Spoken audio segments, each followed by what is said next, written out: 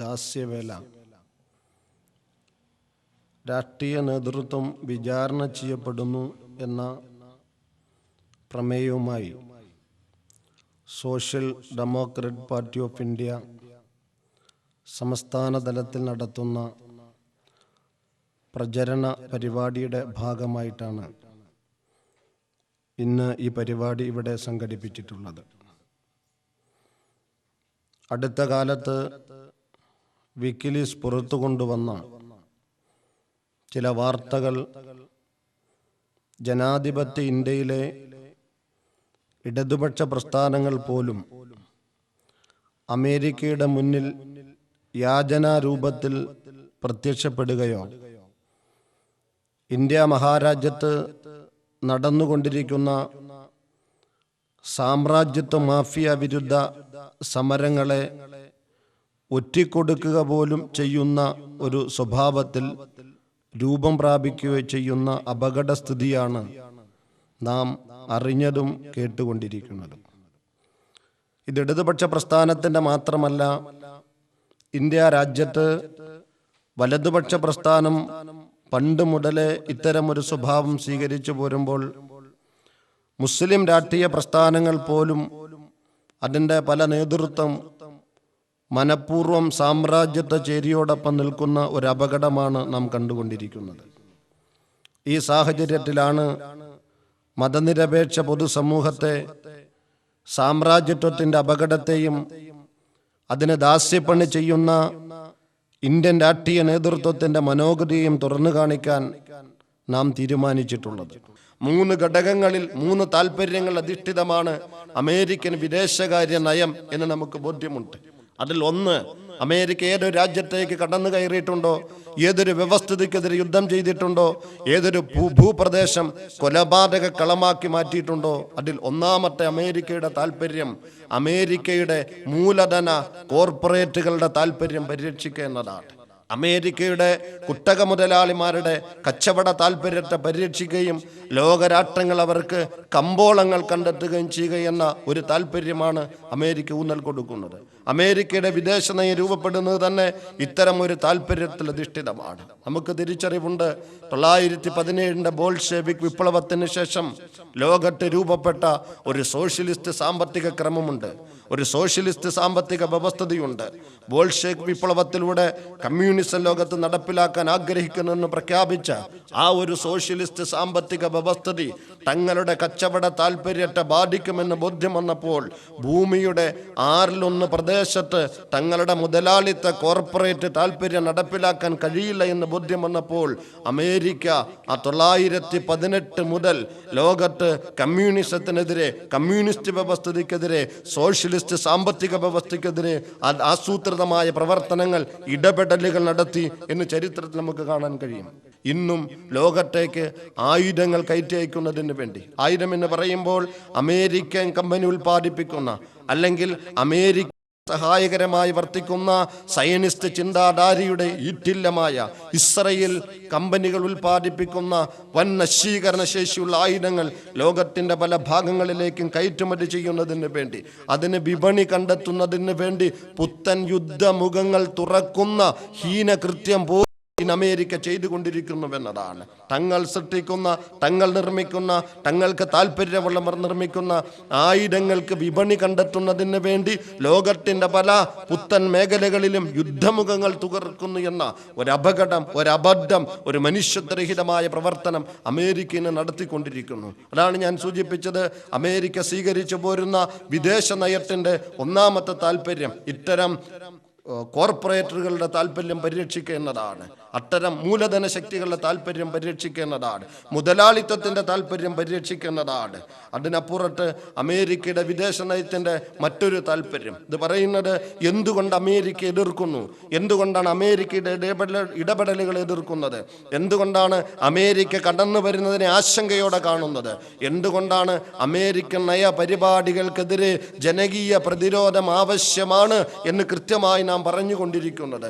ഇന്ത്യയുടെ രാഷ്ട്രീയ നേതൃത്വം, കേരളത്തിന്റെ രാഷ്ട്രീയ നേതൃത്വം ഇവരുമായി പുലർത്തുന്ന അവിഹിതമായ ബാന്ധത്തെ എന്തുകൊണ്ട് എതിർക്കുന്നു എന്നത് തിരിച്ചറിയുന്നതിനും അതിന്റെ ഗൗരവം ബോധ്യം വരുന്നതിനും വേണ്ടിയാണ് ഞാനിത് സൂചിപ്പിച്ചത്. ഒന്നാമതായി ഇത്തരം ചില താല്പര്യങ്ങൾക്ക് വേണ്ടി കരുപിടിപ്പിച്ച ഒരു വിദേശ നയമാണ് അമേരിക്കയ്ക്കുള്ളത്. രണ്ടാമതായി നമുക്ക് ബോധ്യമുണ്ട്, അമേരിക്ക ലോകത്ത് ആഗ്രഹിക്കുന്ന സാമ്പത്തികവും രാഷ്ട്രീയവും സൈനികവുമായൊരു മേധാവിത്വമുണ്ട്.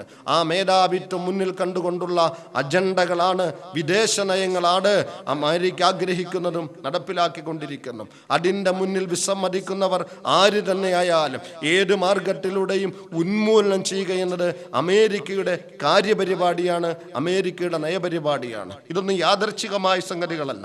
ഇതിനെല്ലാം സൈദ്ധാന്തികമായി പരിവേഷം കൊടുത്തുകൊണ്ട് ചില പുത്തൻ പദപ്രയോഗങ്ങൾ നടത്തി തങ്ങളുടെ താല്പര്യം ഈ ലോകത്തിന്റെ ഏത് ഭാഗത്തും നടപ്പിലാക്കാനും അതിനെതിരെ നിൽക്കുന്നവരെ ഉന്മൂലനം ചെയ്യാനും വളരെ കൃത്യമായ അജണ്ട വെച്ചുകൊണ്ട് അമേരിക്ക പടപ്പുറപ്പാട് തുടങ്ങിയിട്ട് കാലങ്ങളേറെയായി എന്നത് ചരിത്രത്തിൽ നടന്ന ദുരന്തങ്ങളിൽ നിന്നും ദുരനുഭവത്തിൽ നിന്നും നമുക്ക് ബോധ്യം വരുന്ന ചില യാഥാർത്ഥ്യങ്ങളാണ്. ഞാനിവിടെ സൂചിപ്പിച്ചതുപോലെ ആഗോളവൽക്കരണമെന്നും ഉദാരവൽക്കരണമെന്നും സ്വകാര്യവൽക്കരണമെന്നുള്ള പുത്തൻ പദപ്രയോഗങ്ങളിലൂടെ ലോകത്തേക്ക് കടന്നു കയറാൻ ശ്രമിക്കുന്ന അമേരിക്ക എന്താണ് അതുകൊണ്ട് ആഗ്രഹിക്കുന്നത്? സാമ്പത്തികമായ നയപരിപാടികളിലൂടെ ലോകത്തിൻ്റെ മേധാവിത്വം പിടിച്ചെടുക്കുക എന്ന താല്പര്യമാണ്. അത് ലോകത്ത് ഒരു പരിധിവരെ വിജയിക്കാൻ അല്ലെങ്കിൽ വിജയിപ്പിക്കാൻ അമേരിക്കയ്ക്ക് സാധ്യമായിട്ടുണ്ട്. നമുക്ക് ഓർമ്മയുണ്ട്, ഒരു കാലത്ത് ഇന്ത്യയുടെ തെരുവോരങ്ങളിൽ ലക്ഷക്കണക്കിന് സാധാരണക്കാരായ ജനവിഭാഗങ്ങളെ സംഘടിപ്പിച്ചുകൊണ്ട് ഇവിടുത്തെ ഇടതുപക്ഷ പ്രസ്ഥാനങ്ങൾ, മതനിരപേക്ഷതയിൽ വിശ്വസിക്കുന്നവർ, പൗരബോധമുള്ളവർ അതിശക്തമായി സംഘടിച്ചുകൊണ്ട് അമേരിക്കയുടെ ഇത്തരം സാമ്പത്തിക താല്പര്യങ്ങൾ ജനാധിപത്യ ഇന്ത്യയിൽ നടപ്പിലാക്കുന്നതിനെതിരെ സമരസന്നാഹങ്ങൾ ഒരുക്കിയിരുന്നു. ഉദാരവൽക്കരണത്തിനെതിരെയും സ്വകാര്യവൽക്കരണത്തിനെതിരെയും ആഗോളവൽക്കരണത്തിനെതിരെയും 2 പതിറ്റാണ്ട് മുമ്പ് ഇന്ത്യ രാജ്യത്തുൾപ്പെടെ ലോകത്ത് അതിശക്തമായ സമരങ്ങൾ നടക്കുമ്പോൾ ആ സമരത്തിന്റെ യാഥാർത്ഥ്യം ഗൗരവത്തോടെ കാണാനുള്ള ഒരു പക്ഷേ താല്പര്യം അല്ലെങ്കിൽ സന്മനസ് ഇന്ത്യയുടെ ഭരണകർത്താക്കൾ ഉൾപ്പെടെയുള്ളവർക്കുണ്ടായിട്ടില്ല. ആ ഉദാര ആഗോളവൽക്കരണ സ്വകാര്യവൽക്കരണത്തിന്റെ മഹാദുരന്തം ഇന്ന് ലോകം പേറുന്നുണ്ട്, ഇന്ത്യ പേറുന്നുണ്ട് എന്ന് മാത്രമല്ല, അക്രമികളെ പോലെ പിടിച്ചുപറിക്കാരെ പോലെ കടന്നു വരുന്ന ആഗോള ഭീമന്മാർ, കുത്തക കച്ചവടക്കാർ, രാജ്യത്തിന്റെ കൊച്ചു കൊച്ചു കച്ചവടക്കാരെ, രാജ്യത്തിന്റെ കൊച്ചു കൊച്ചു ഉൽപാദകരെയെല്ലാം കൊട്ടി വിഴുങ്ങിക്കൊണ്ട് കൊഴുത്ത് തടിച്ചുകൊണ്ടിരിക്കുന്ന ഒരു മഹാദുരന്തമാണ് ഇന്ത്യയിൽ ഉൾപ്പെടെ ഇന്ന് നാം കണ്ടുകൊണ്ടിരിക്കുന്നത്. ഒരു കാലത്ത് ഇടതുപക്ഷ പ്രസ്ഥാനങ്ങൾ ഉൾപ്പെടെ എതിർത്തു പോന്നിരുന്ന ഇത്തരം ചില സ്വകാര്യവൽക്കരണങ്ങൾ ഉൾപ്പെടെയുള്ളതിനെ നടപ്പിലാക്കിയതിൻ്റെ മഹാദുരന്തമായി വേണം നാം ഇതിനെ കാണാൻ. ഇത് അമേരിക്കയുടെ താല്പര്യത്തിന് വേണ്ടിയാണ്. ഉദാരവൽക്കരണം കൊണ്ട് ലോകത്തെ ഏതെങ്കിലും ഒരാട്ടത്തിന് നേട്ടമുണ്ടായിട്ടുണ്ടെങ്കിൽ, സ്വകാര്യവൽക്കരണം കൊണ്ട് നേട്ടമുണ്ടായിട്ടുണ്ടെങ്കിൽ, ഇത്തരം ചില സാമ്പത്തിക നടപടിക്രമങ്ങൾ കൊണ്ട് ലോകത്തെ രക്ഷപ്പെട്ടിട്ടുണ്ടെങ്കിൽ അമേരിക്കയിലെ കുത്തക മുതലാളിമാരാണ്, ഇസ്രയേലിന്റെ കുത്തക മുതലാളിമാരാണ്. നമ്മുടെ നാട്ടിൽ ലക്ഷക്കണക്കിന് സാധാരണക്കാരായ കച്ചവടക്കാരും കൊച്ചു കൊച്ചു ഉൽപാദകരും കുത്തുപാളയെടുത്ത മഹാദുരന്തമാണ് നാം കണ്ടുകൊണ്ടിരിക്കുന്നത്. അത് മാത്രമല്ല, നമ്മുടെ നാട്ടിൽ കേരളത്തിൽ ഉൾപ്പെടെ പാലക്കാടിന്റെ തെരുവോരങ്ങൾ ഉൾപ്പെടെ കോളയുടെ ഭീമന്മാർ വന്നുകൊണ്ട് ജലമുറ്റി കുടിക്കുകയും അത് നമ്മുടെ നാട്ടിൽ തന്നെ വിറ്റുകൊണ്ട് കോടികൾ കൊള്ളയടിക്കുകയും ചെയ്യുന്നു. നമ്മുടെ നാട്ടിൽ സാധാരണക്കാർക്ക് കുടിവെള്ളം നിഷേധിക്കുന്നതിന് വേണ്ട ആ ഒരു തണ്ടേടം പോലും അവർ കാണിച്ചു കൊണ്ടിരിക്കുന്നു. നമ്മുടെ നാടിന്റെ കുടിവെള്ളം നമ്മുടെ ഗ്രാമീണർക്ക് നിഷേധിച്ചുകൊണ്ട് ആഗോള കുത്തകൾക്ക് ഇഷ്ടം പോലെ ഊറ്റിയെടുക്കാനുള്ള സൗകര്യം ഒരുക്കി കൊടുത്തതിന്റെ പിന്നിലും ഇത്തരം ചില കരാറുകളും ഇത്തരം ചില ഇടപെടലുകളുമായിരുന്നു എന്ന് നാം തിരിച്ചറിയേണ്ടതുണ്ട്. അമേരിക്കയുടെ സാമ്പത്തിക നയങ്ങളെ ചോദ്യം ചെയ്ത, അമേരിക്കയുടെ അധിനിവേശ താല്പര്യങ്ങളെ ചോദ്യം ചെയ്ത, അമേരിക്കയുടെ മുന്നിൽ നിശ്ചയദാർഢ്യത്തിന്റെ പ്രതിരോധം സൃഷ്ടിക്കാൻ താല്പര്യം കാണിച്ച, അമേരിക്ക മുട്ടിൽ വരാൻ ആവശ്യപ്പെടുമ്പോൾ ഇല്ല, ഞങ്ങൾ നട്ടെല്ല് വളക്കില്ല എന്ന് പറഞ്ഞതിൻ്റെ പേരിൽ ലോകത്ത് 50-ലധികം ജനാധിപത്യ ഗവൺമെന്റുകളെ അട്ടിമറിച്ച ഒരു അനുഭവം അമേരിക്കയ്ക്കുണ്ട്. എന്തിൻ്റെ പേരിലാണ്? രാഷ്ട്രങ്ങളെ നന്നാക്കാനല്ല, ലോക വ്യവസ്ഥിതി നന്നാക്കാനല്ല, ലോകത്ത് നീതി നടപ്പിലാക്കാനല്ല, ലോകത്തിന്റെ സാധാരണക്കാർക്ക് വേണ്ട നന്മയ്ക്ക് വേണ്ടിയും ക്ഷേമത്തിന് വേണ്ടിയും ജീവിത സൗകര്യത്തിന് വേണ്ടിയല്ല, മറിച്ച് അമേരിക്കയുടെ താല്പര്യങ്ങൾ വിജയിക്കുന്നതിന് വേണ്ടി, അമേരിക്കയുടെ സുഖ സൗകര്യങ്ങൾക്ക് വേണ്ടി. നാം സാന്ദർഭികമായി മനസ്സിലാക്കേണ്ട യാഥാർത്ഥ്യമുണ്ട്. ലോക ജനസംഖ്യയിൽ 6% അമേരിക്കൻ ജനത. എന്നാൽ ആ അമേരിക്കൻ ജനത ലോകത്തെ വിഭവങ്ങളുടെ, ഊർജം ഉൾപ്പെടെയുള്ള വിഭവങ്ങളുടെ 25% ഗുണഭോക്താക്കളാണ്. എന്ന് പറഞ്ഞാൽ ലോകത്തിൻ്റെ 25% ലഭ്യമാകേണ്ട അല്ലെങ്കിൽ ആളുകൾ ഉപയോഗിക്കേണ്ട എനർജി ഉൾപ്പെടെയുള്ളത്, ഊർജം ഉൾപ്പെടെയുള്ളത്, ഭക്ഷ്യവിഭവങ്ങൾ ഉൾപ്പെടെയുള്ളത് അമേരിക്കയിലെ 6% ജനങ്ങൾ ഉപയോഗിച്ചു കൊണ്ടിരിക്കുന്നു എന്ന് പറയുമ്പോൾ, ഈ വിഭവങ്ങൾക്ക് കുറവ് വരുമ്പോൾ, ഈ വിഭവങ്ങൾക്ക് ക്ഷാമം വരുമ്പോൾ, ലോകത്തിത്തരം വിഭവങ്ങളുള്ള പ്രദേശങ്ങളിലേക്ക് വ്യത്യസ്ത കാരണങ്ങൾ പറഞ്ഞ് കടന്നു കയറി കൊള്ളയടിക്കുന്ന ലോകത്തൊരു കൊള്ളക്കാരാണ്, കൊള്ളക്കാരുടെ രാഷ്ട്രരൂപമാണ് ആധുനിക അമേരിക്ക എന്ന് നാം തിരിച്ചറിയേണ്ടതുണ്ട്. 30-ലധികം ലോകരാഷ്ട്രങ്ങൾ രൂപപ്പെട്ട ഏകാധിപതികൾക്കെതിരെ ശക്തി പ്രാപിച്ച ജനകീയ സമരങ്ങളെ അമേരിക്ക ഉരുക്കുമുഷ്ടി കൊണ്ടും പ്രലോഭനം കൊണ്ടും തകർത്ത ഒരു പാരമ്പര്യം ലോകത്തിനുണ്ട്.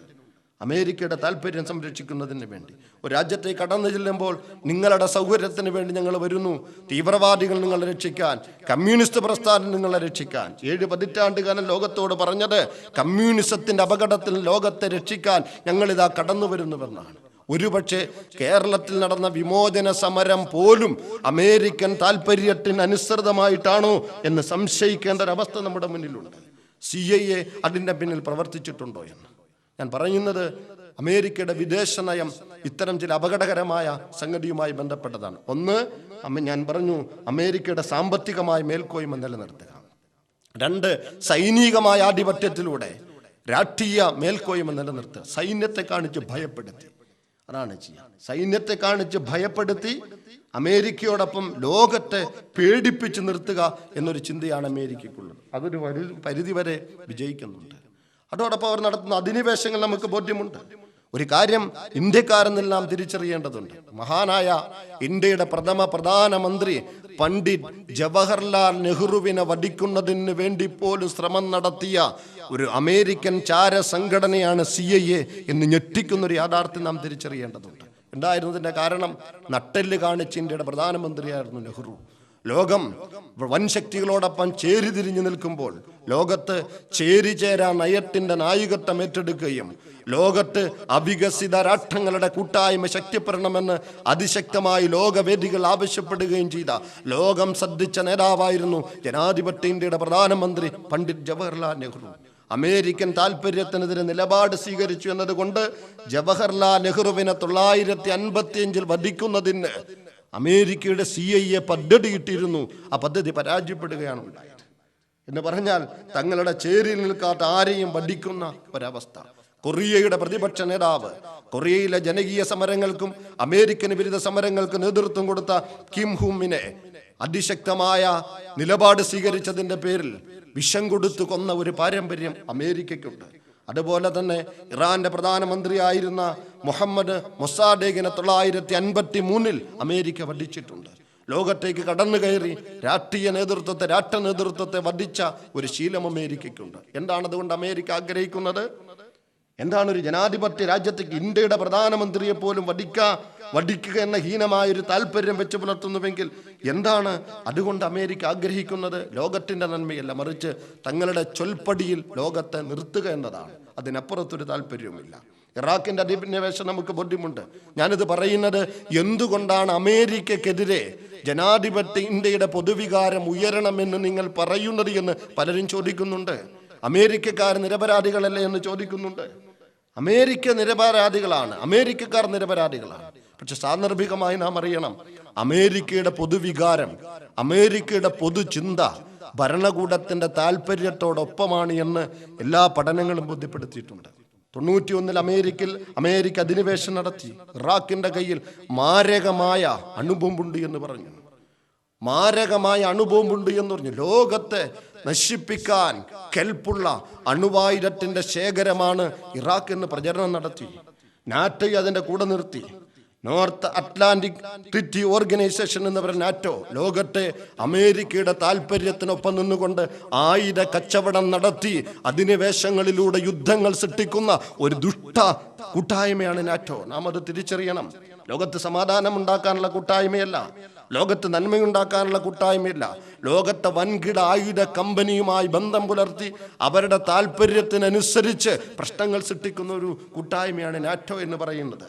നാറ്റോയുടെ ലേബൽ സ്വീകരിച്ചുകൊണ്ട് അമേരിക്ക ഇറാഖിൽ അധിനിവേശം നടത്തി.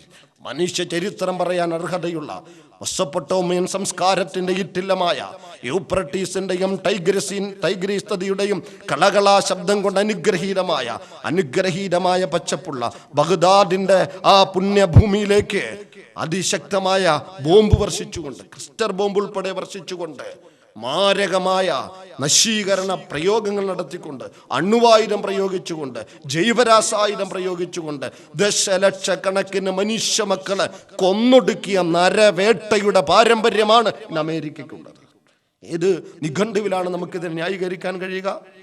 ഏത് മനുഷ്യത്വമുള്ളവർക്കാണ് ഇത് ന്യായീകരിക്കാൻ കഴിയുക? ദശലക്ഷക്കണക്കിന് മനുഷ്യ മക്കളെ ചരിത്രമുറങ്ങുന്ന ബഗ്ദാദിന്റെ മണ്ണിലിട്ട്, ആ ഈ പുണ്യഭൂമിയിലിട്ട്, അഥവാ മനുഷ്യ ചരിത്രം കൊണ്ട് അനുഗ്രഹീതമായ ആ ഭൂമിയിലിട്ടുകൊണ്ട് കൊന്നൊടുക്കി അമേരിക്കയ്ക്ക് അതിൽ പല താല്പര്യങ്ങളും ഉണ്ടായിരുന്നു. നമുക്ക് സാധാരണ ബോധ്യമുള്ളതുപോലെ ഇന്ന് തന്നെ ഇന്നത്തെ പത്രമാധ്യമങ്ങൾ ഒരു വാർത്ത പുറത്തു കൊണ്ടുവന്നിട്ടുണ്ട്. എന്താണ്? ഫലസ്തീനിലുള്ള $50 കോടി ധനസഹായം അമേരിക്ക നിർത്തിവെച്ചു. എന്താ അതിന് കാരണം പറഞ്ഞത്? ഇന്നത്തെ പത്രമാധ്യമങ്ങളിലുണ്ട്. അമേരിക്ക പറഞ്ഞ കാരണം, UN-ൽ ഐക്യരാഷ്ട്രസഭയിൽ ഫലസ്തീന് സ്വതന്ത്ര രാഷ്ട്ര പദവി വേണമെന്ന് ഫലസ്തീൻ ആവശ്യപ്പെട്ടു. അമേരിക്ക പറഞ്ഞു ഇസ്രായേലിനെതിരെ അത്തരമൊരു പ്രമേയം കൊണ്ടുവരാൻ പാടില്ല എന്ന്. ഇസ്രായേലിനെതിരെ അത്തരമൊരു പ്രമേയം കൊണ്ടുവരാൻ പാടില്ല എന്ന് അമേരിക്ക പറഞ്ഞു. പക്ഷെ ലോകരാഷ്ട്രങ്ങൾ അമേരിക്കക്കെതിരെയാണ്, ഫലസ്തീനികളോടൊപ്പമാണ്, ഇസ്രായേലിനെതിരാണ്. പക്ഷേ അമേരിക്ക പറഞ്ഞു വീറ്റോ പവറുള്ള, ഇസ്രായേലിന് വേണ്ടി 100 കണക്കിന് പ്രമേയം വീറ്റോ ചെയ്തിട്ടുള്ളവർ. അമേരിക്കയോടൊപ്പം അധിനിവേശത്തിന്റെ നയങ്ങൾ മനസ്സിൽ താലോലിക്കുന്ന, അറബ് പ്രദേശങ്ങളിലേക്ക്, ഭൂമികയിലേക്ക് അധിനിവേശം നടത്തി ശീലമുള്ള, അതിക്രമങ്ങളുടെ വലിയ ഒരു കേന്ദ്രമായി മാറിയ, മനുഷ്യത്വം തൊട്ട് തീണ്ടാത്ത ഒരു രാജ്യമാണ് ഇസ്രായേലെങ്കിൽ ആ സൈനിസത്തിന് പൂർണ്ണ പിന്തുണ കൊടുത്തുകൊണ്ട് അവർക്ക് വേണ്ടി ഐക്യരാഷ്ട്രസഭയിൽ വരുന്ന മാനുഷിക പരിഗണന അർഹിക്കുന്ന ബില്ലുകളെ പോലും അമേരിക്ക വീറ്റോ ചെയ്യുന്നു. അതേ അമേരിക്ക ഇസ്രായേൽ കൈയടക്കി വെച്ചിരിക്കുന്ന ഭൂമി വിട്ടുകിട്ടണമെന്നും ഫലസ്തീന് സ്വതന്ത്ര രാഷ്ട്രപദവി വേണമെന്നും പറഞ്ഞതിൻ്റെ പേരിൽ മാത്രം ആ പട്ടിണി രാഷ്ട്രത്തിന് പതിറ്റാണ്ടുകളായി ഇസ്രായേലിന്റെയും അമേരിക്കയുടെയും അതിക്രമങ്ങൾ കൊണ്ട് പൊറുതിമുട്ടുന്ന ഒരാട്ടത്തിന് ലഭ്യമായിക്കൊണ്ടിരിക്കുന്ന മാനുഷികമായ സാമ്പത്തിക സഹായം നിർത്തിവെച്ചിരിക്കുന്നു. അത്ര പരസ്യമായി വേട്ടക്കാരോടൊപ്പം നിൽക്കുന്ന മനസ്സ് അമേരിക്കയ്ക്ക്. ഞാൻ പറഞ്ഞത് ഇറാഖിന്റെ അധിനിവേശത്തിന്റെ പിന്നിലും ഇസ്രായേലിന്റെ ചില താല്പര്യങ്ങൾ ഉണ്ടായിരുന്നു എന്നതാണ് പിന്നീട് പുറത്തു വന്നത്. അമേരിക്കയെ നിയന്ത്രിക്കുന്നത് സൈനിസ്റ്റ് ലോബിയാണ്.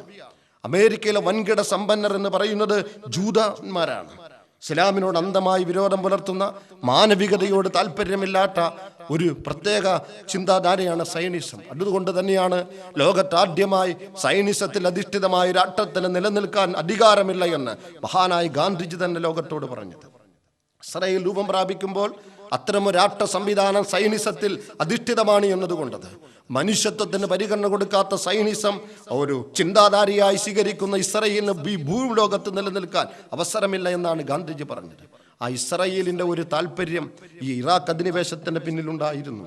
അമേരിക്കയിലെ സമ്പന്നരായ വിദേശകാര്യ വകുപ്പിൽ പ്രധാനപ്പെട്ട സ്ഥാനങ്ങളിൽ ഇരിക്കുന്ന, ഭരണത്തിന്റെ കുഞ്ചിക സ്ഥാനങ്ങളിലിരിക്കുന്ന ജൂതന്മാരുടെ താല്പര്യപ്രകാരം, ഇസ്ലാം വിരോധ പ്രകാരമാണ് ഇറാഖിലേക്ക് അധിനിവേശം നടത്തിയത് എന്ന് നമുക്ക് വായിച്ചെടുക്കാൻ കഴിയും. ഇസ്രായേലിന്റെ താല്പര്യത്തിന് അമേരിക്ക ചെയ്തു. അത് മാത്രമല്ല, ലോക വിപണിയിൽ മനുഷ്യന്റെ ആന്തരിക അവയവങ്ങൾക്ക് കോടിക്കണക്കിന് ഡോളർ വില കിട്ടിക്കൊണ്ടിരിക്കുമ്പോൾ ലക്ഷക്കണക്കിന് ഇറാഖികളെ കൊന്നൊടുക്കുകയോ പതിനായിരങ്ങളെ അതിശക്തമായി മാരകമായി പരിക്കേൽപ്പിക്കുകയോ ചെയ്തിട്ട് അവരുടെ ആന്തരിക അവയവങ്ങൾ അമേരിക്കൻ സൈന്യം കവർന്നെടുത്തുകൊണ്ട് അമേരിക്കൻ വിദേശകാര്യ വകുപ്പിന്റെ സഹായത്തോടെ ലോക വിപണിയിൽ വിറ്റ് കോടികൾ കൊള്ളയടിച്ചുവെന്ന മനുഷ്യത്വത്തെ ഞെട്ടിക്കുന്നൊരു വാർത്ത കൂടി നാം അറിയേണ്ടതുണ്ട്. അമേരിക്കയെക്കുറിച്ച് ഇത്തരം ചില യാഥാർത്ഥ്യങ്ങൾ നാം അറിഞ്ഞേ മതിയാവും. ഞാൻ പറഞ്ഞത് ഇതാണ് അമേരിക്കൻ ഇറാഖിൽ നടത്തിയ അധിനിവേശം. ലക്ഷക്കണക്കിന് മനുഷ്യരെ കൊന്നൊടുക്കി അമേരിക്ക ലോകത്തോട് പറഞ്ഞത് വൻ നശീകരണ ശക്തിയുള്ള ആയുധം ഇറാഖിന്റെ കൈവശമുണ്ട് എന്ന്.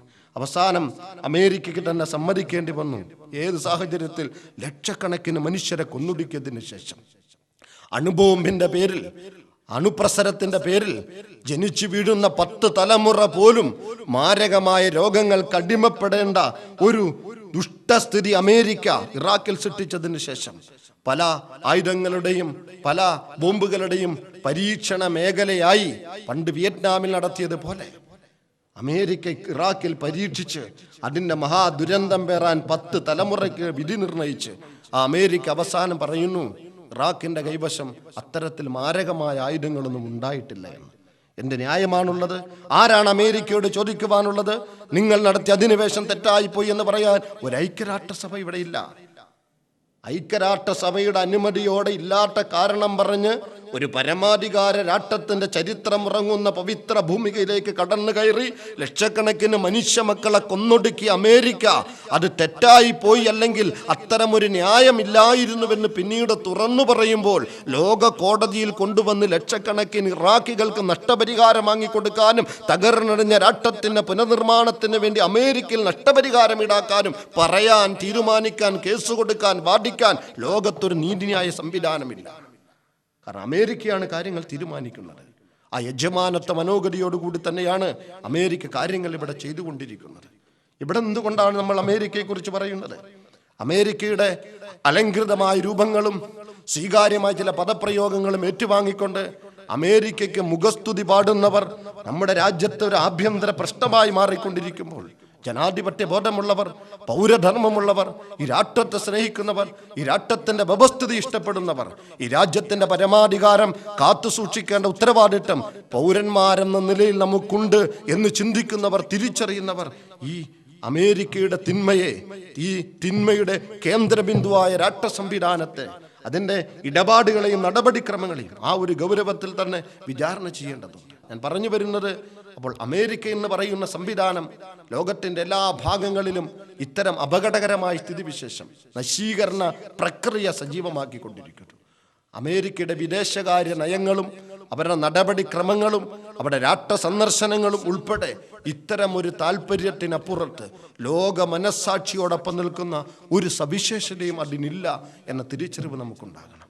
ഇവിടെയാണ് ഇന്ത്യ രാജ്യത്തിൻ്റെ ഭരണകൂടം, അതോടൊപ്പം നമ്മുടെ രാജ്യത്തിൻ്റെ രാഷ്ട്രീയ നേതൃത്വം, അത് ഇടതുപക്ഷ രാഷ്ട്രീയമാകട്ടെ, വലതുപക്ഷ രാഷ്ട്രീയമാകട്ടെ, മതരാഷ്ട്രീയം പറയുന്നവരാകട്ടെ, ഏത് രാഷ്ട്രീയക്കാരും അതോടൊപ്പം ചില മതനേതാക്കൾ ഉൾപ്പെടെ അമേരിക്കയുമായി സഹവസിക്കുന്നതിൽ മത്സരം കാണിക്കുകയും അമേരിക്കൻ സംസ്കൃതിയെയും അമേരിക്കയുടെ നിലപാടുകളെയും വാനോളം പുകഴ്ത്തുകയും അമേരിക്കയുടെ ആതിഥേയത്വം സ്വീകരിക്കൽ അഭിമാനമായി സ്വീകരിക്കുകയും അതോടൊപ്പം അമേരിക്കയിൽ നിരന്തരം സന്ദർശനം നടത്തുകയും അമേരിക്കൻ സംസ്കാരം പഠിച്ച് നാട്ടിൽ വന്നുകൊണ്ട് അമേരിക്കക്കാർ സമാധാനകാംക്ഷികളാണ്, അമേരിക്കക്കാർ ജനാധിപത്യ ബോധമുള്ളവരാണ്, അമേരിക്കക്കാർ ആതിഥേയ മര്യാദയുള്ളവരാണ്, അവർ ലോകത്ത് എല്ലാത്തിനെക്കുറിച്ചും പഠിക്കുന്ന നല്ലവരാണ് എന്ന് പറഞ്ഞ് അവർക്ക് മുഖസ്തുതി പറയുന്ന കണ്ണികളായി മാറിക്കൊണ്ടിരിക്കുകയും ചെയ്യുന്നു.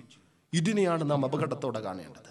ഇതിൽ നമ്മൾ തിരിച്ചറിയേണ്ട ഒരു യാഥാർത്ഥ്യം, ലോകത്ത് ഇടതുപക്ഷ ചിന്താധാരകളാണ് എക്കാലത്തും, രണ്ട് ആശയങ്ങളാണ് ലോകത്ത് സാമ്രാജ്യത്വ താല്പര്യത്തിനെതിരെ അതിശക്തമായ ജനകീയ പ്രതിരോധം സൃഷ്ടിച്ചിട്ടുള്ളത്.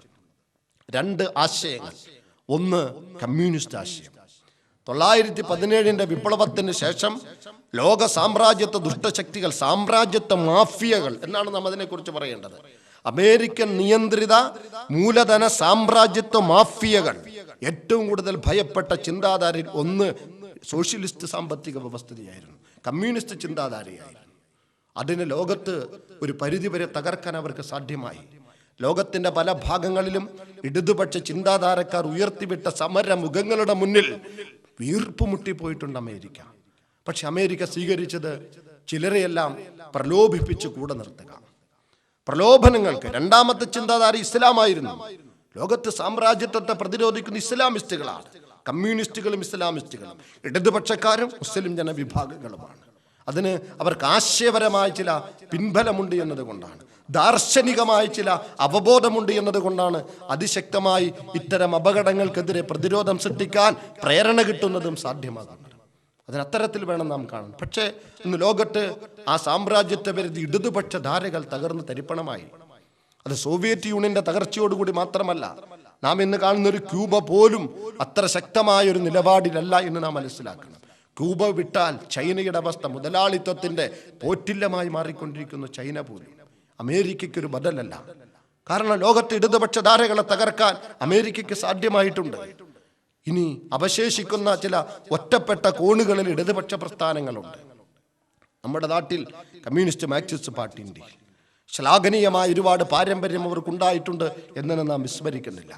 സാമ്രാജ്യത്വ വിരുദ്ധ ആശയ പ്രചരണ രംഗത്ത് മുന്നിൽ നിന്നിട്ടുണ്ട് എന്ന് നാം മറക്കുന്നില്ല. പക്ഷേ അടുത്ത കാലത്തായി പുറത്തു വരുന്ന വാർത്തകളും കഴിഞ്ഞ 1.5 പതിറ്റാണ്ടായി ഇടതുപക്ഷ പ്രസ്ഥാനങ്ങളുടെ മുഖ്യ പ്രസ്ഥാനമായ കമ്മ്യൂണിസ്റ്റ് മാർക്സിസ്റ്റ് പാർട്ടിയുടെ നേതാക്കന്മാർ അമേരിക്കയുമായി പുറത്തുന്ന അവിഹിത ബാന്ധവങ്ങളും അവരുടെയെല്ലാം പ്രവർത്തന ജീവിത സ്വഭാവത്തിലേക്ക് ആവാഹിച്ചു കൊണ്ടിരിക്കുന്ന സാമ്രാജ്യത്വത്തിൻ്റെ സഹജമായ ജീർണതകളും നമ്മെ ആശങ്കപ്പെടുത്തുന്നു.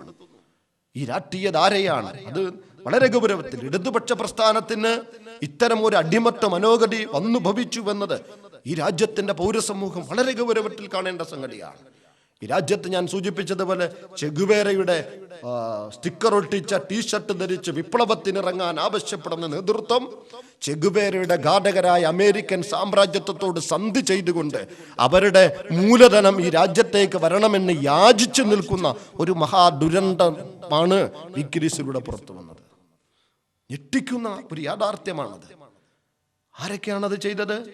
കമ്മ്യൂണിസ്റ്റ് മാർക്സിസ്റ്റ് പാർട്ടിയുടെ നേതാവ് Pinarayi Vijayan, Thomas Isaac, MA baby. എന്താണ് പിണറായി വിജയൻ? ഞാൻ പറഞ്ഞു, വലിയ ഒരു ആശയമായിരുന്നു മാർക്സിസം.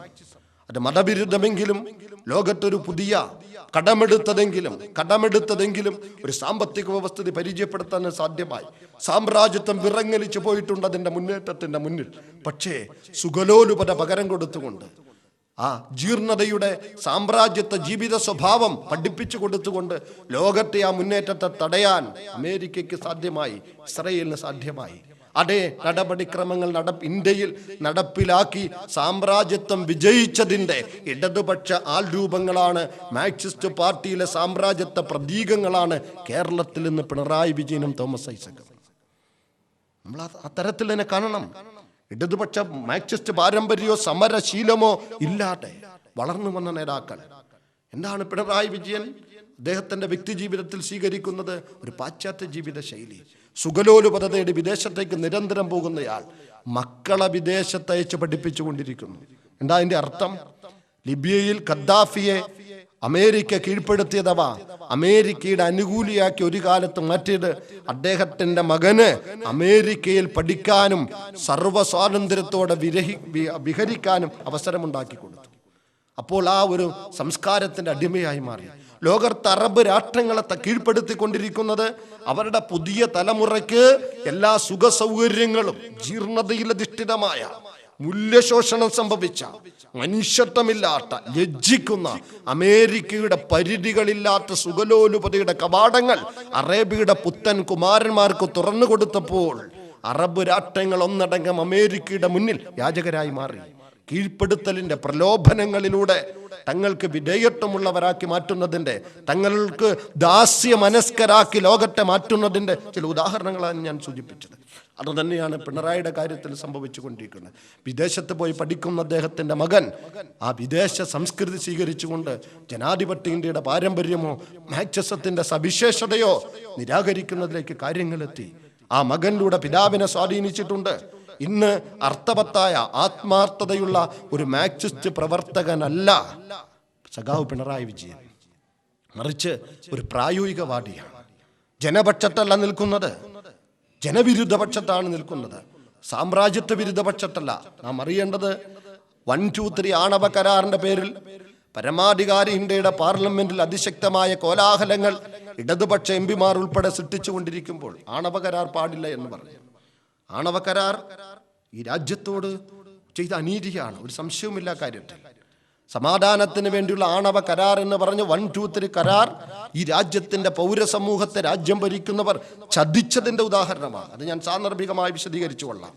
ഞാൻ പറഞ്ഞു വന്നത്, ആണവ കരാറിനെതിരെ പാർലമെന്റിൽ, ഇന്ത്യയുടെ പാർലമെന്റിൽ പ്രകാശ് കാരാട്ടിൻ്റെയും അതോടൊപ്പം വൃന്ദ കാരാട്ടിൻ്റെയും എല്ലാം സാന്നിധ്യത്തിലും അവരുടെ എല്ലാം ആവശ്യപ്രകാരം കോലാഹലങ്ങൾ നടന്നുകൊണ്ടിരിക്കുമ്പോൾ കേരളത്തിൻ്റെ AKGയുടെ നാമകരണം നൽകപ്പെട്ട സ്ഥാപനത്തിൽ മാർക്സിസ്റ്റ് പാർട്ടിയുടെ തിരുവനന്തപുരത്തെ സംസ്ഥാന കമ്മിറ്റി ഓഫീസിൽ അമേരിക്കൻ പ്രതിനിധികളുടെ മുന്നിൽ മുട്ടുകുത്തി നിന്ന് അമേരിക്കയുടെ സ്വകാര്യ മൂലധന മുതലാളിമാരുടെ ആ പുണ്യാഗമനത്തിന് വേണ്ടി യാചിച്ചു കൊണ്ടിരിക്കുന്നു. ആര്? തോമസ് ഐസക്കും പിണറായി വിജയനും. തോമസ് ഐസക്കിന്റെ കാര്യത്തിൽ നമുക്ക് അത്ഭുതമില്ല. പണ്ട് MN വിജയൻ പറഞ്ഞു, പങ്കാളിത്ത ജനാധിപത്യം എന്ന അപകടകരമായൊരു സ്വഭാവം കേരളത്തിൽ കൊണ്ടുവന്ന് ഇടതുപക്ഷ ചിന്താധാരകളെ തകർക്കുന്നതിന് വേണ്ടി റിച്ചാർഡ് ഫ്രാങ്കി എന്ന് പറയുന്ന അമേരിക്കൻ ഇടനിലക്കാരൻ്റെ കയ്യിൽ നിന്നും കോടികൾ പറ്റിക്കൊണ്ടിരിക്കുന്ന ആളാണ് എന്ന് തോമസ് ഐസക്കിനെ കുറിച്ച് MN വിജയൻ പറഞ്ഞു. കേരളത്തിൽ നിന്നുള്ള, ഇന്ത്യയിൽ നിന്നുള്ള ഒരു സാമ്രാജ്യത്വ വിരുദ്ധ പോരാട്ടത്തിൻ്റെ പ്രതീകങ്ങളൊന്നായിരുന്നു MN വിജയൻ. സാമ്രാജ്യത്വ വിരുദ്ധ പോരാട്ട വീതിയിൽ നിന്നുകൊണ്ട് തന്നെ മരണം വരിച്ച വളരെ ആദരിക്കപ്പെടേണ്ട സഖാവായിരുന്നു MN വിജയൻ. അദ്ദേഹം തോമസ് ഐസക്കിനെ കൃത്യമായി പറഞ്ഞു. തോമസ് ഐസക്കിന്റെ ഭാര്യ അമേരിക്കൻ പൗരത്വമുള്ള ആളാണ്. ആർക്കറിയാം?